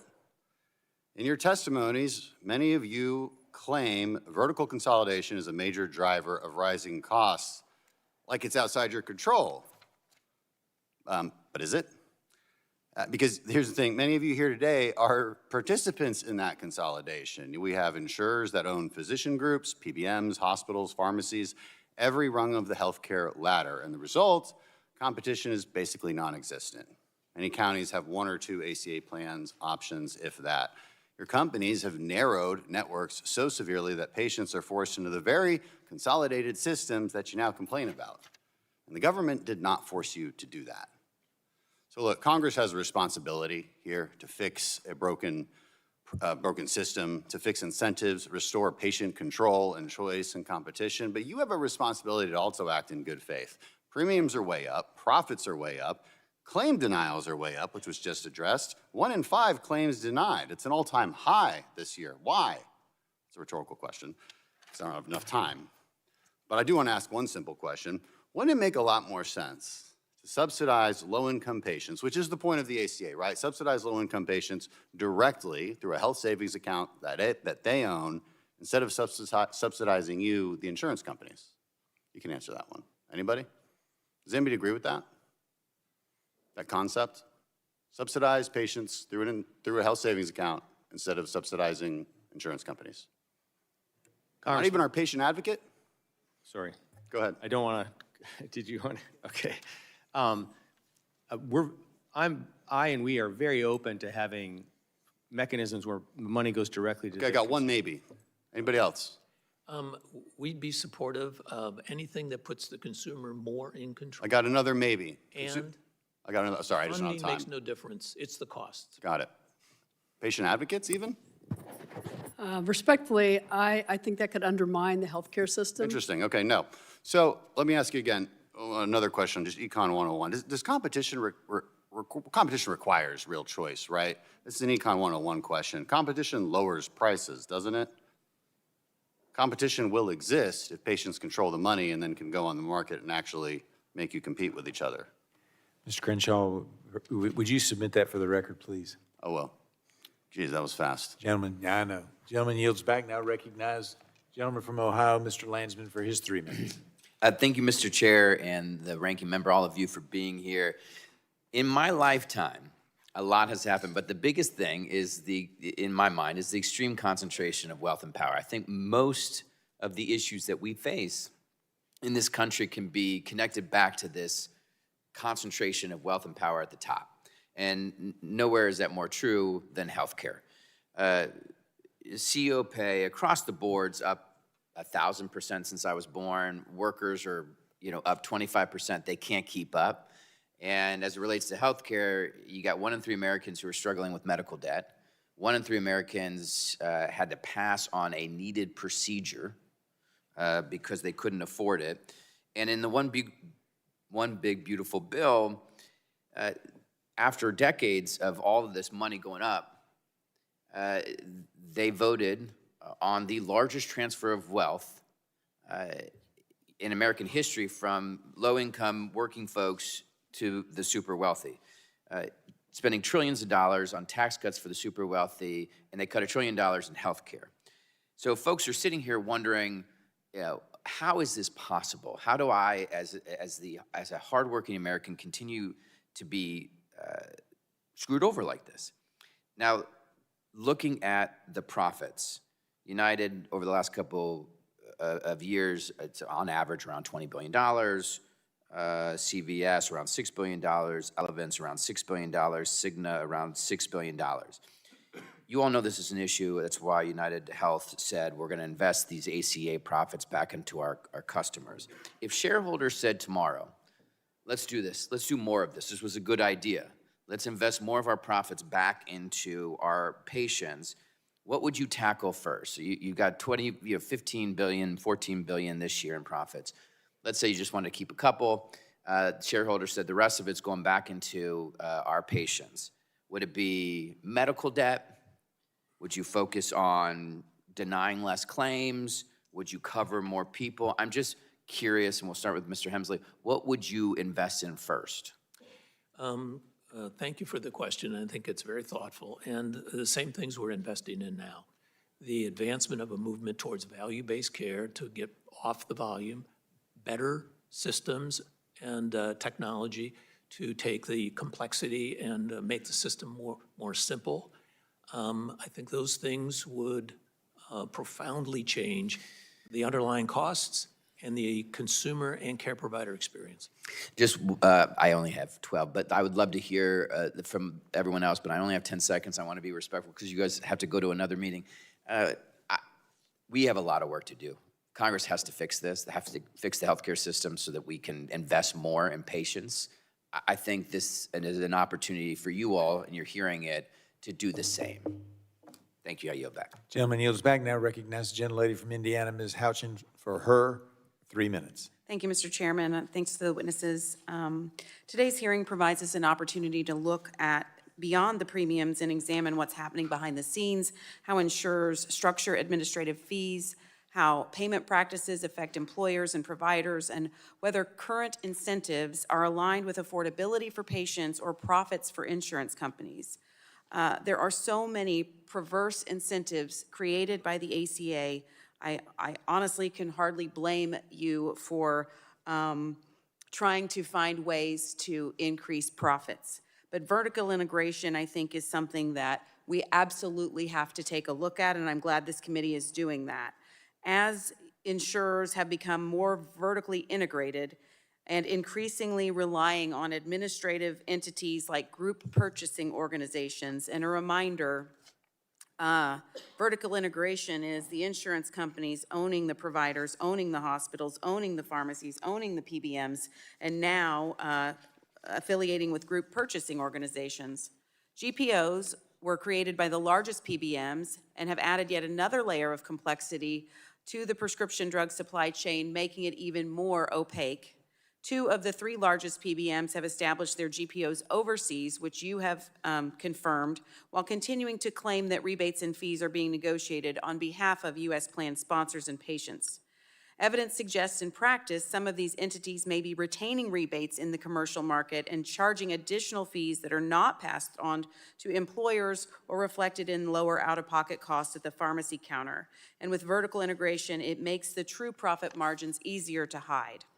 In fact, a recent investigative report published by Hunter Brook looked into PBM GPOs and found that while there were fewer than 150 employees across all 3 of them, PBM-owned GPOs somehow generated more than $50 million in revenue per employee. Not even NVIDIA generated that level of per employee revenue. So my question is, how are PBM GPOs so incredibly profitable? Anyone can answer. How is it so profitable to have a GPO? How are they profiting $50 million in revenue per employee on the backs of American patients? No answers. Okay.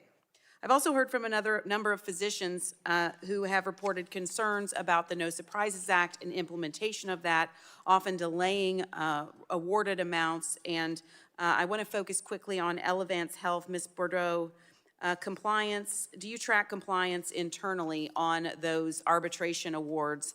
And how many of those are remaining unpaid or partially unpaid more than 30 days after a favorable decision? So, Congresswoman, thank you for the opportunity to talk about the No Surprises Act.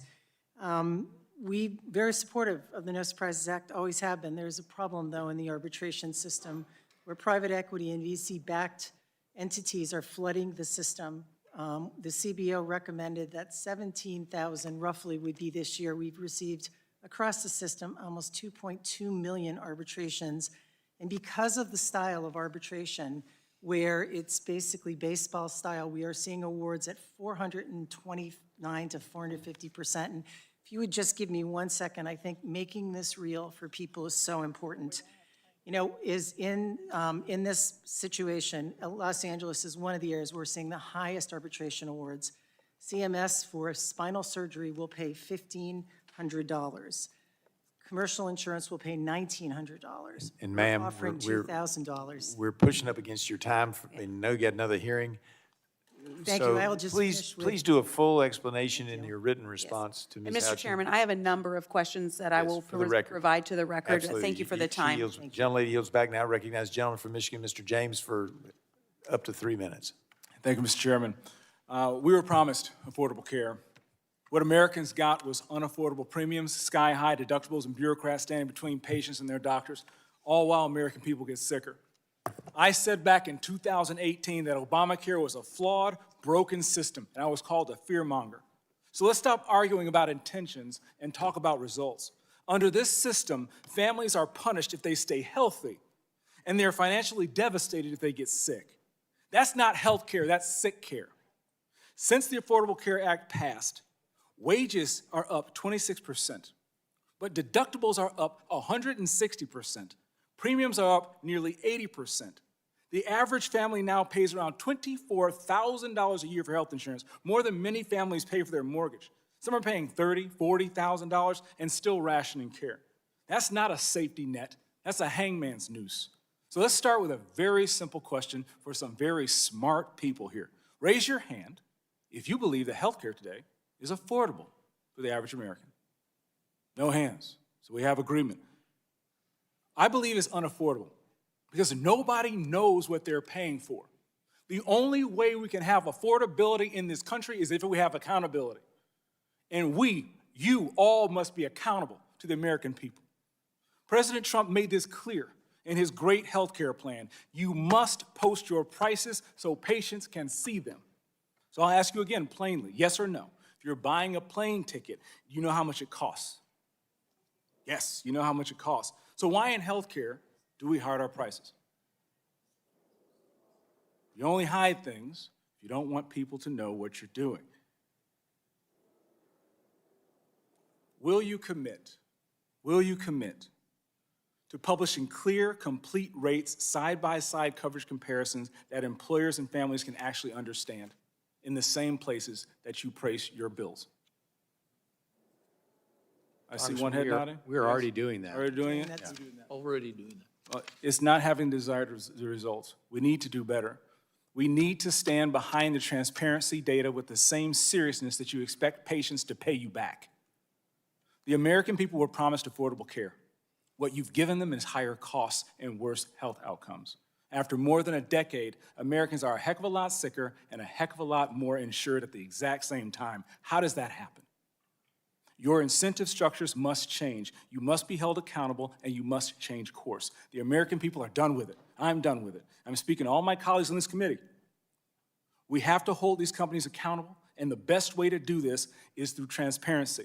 My bipartisan and bicameral Patients Deserve price tags bill does exactly that. Please give the American people your support. Thank you, Mr. Chairman. I yield. Gentleman yields back. That concludes the questioning section of this hearing.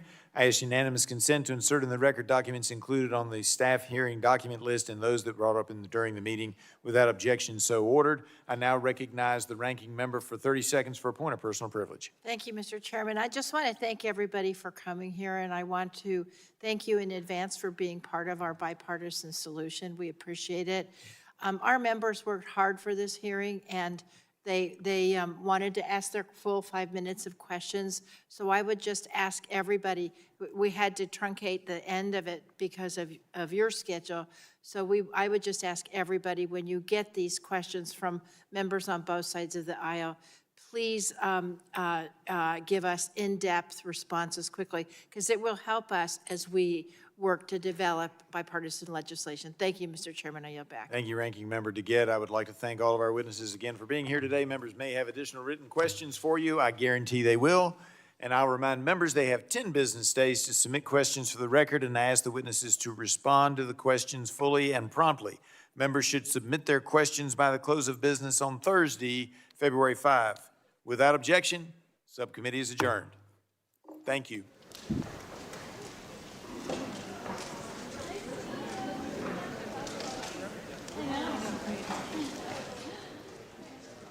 Have a good rest of your day.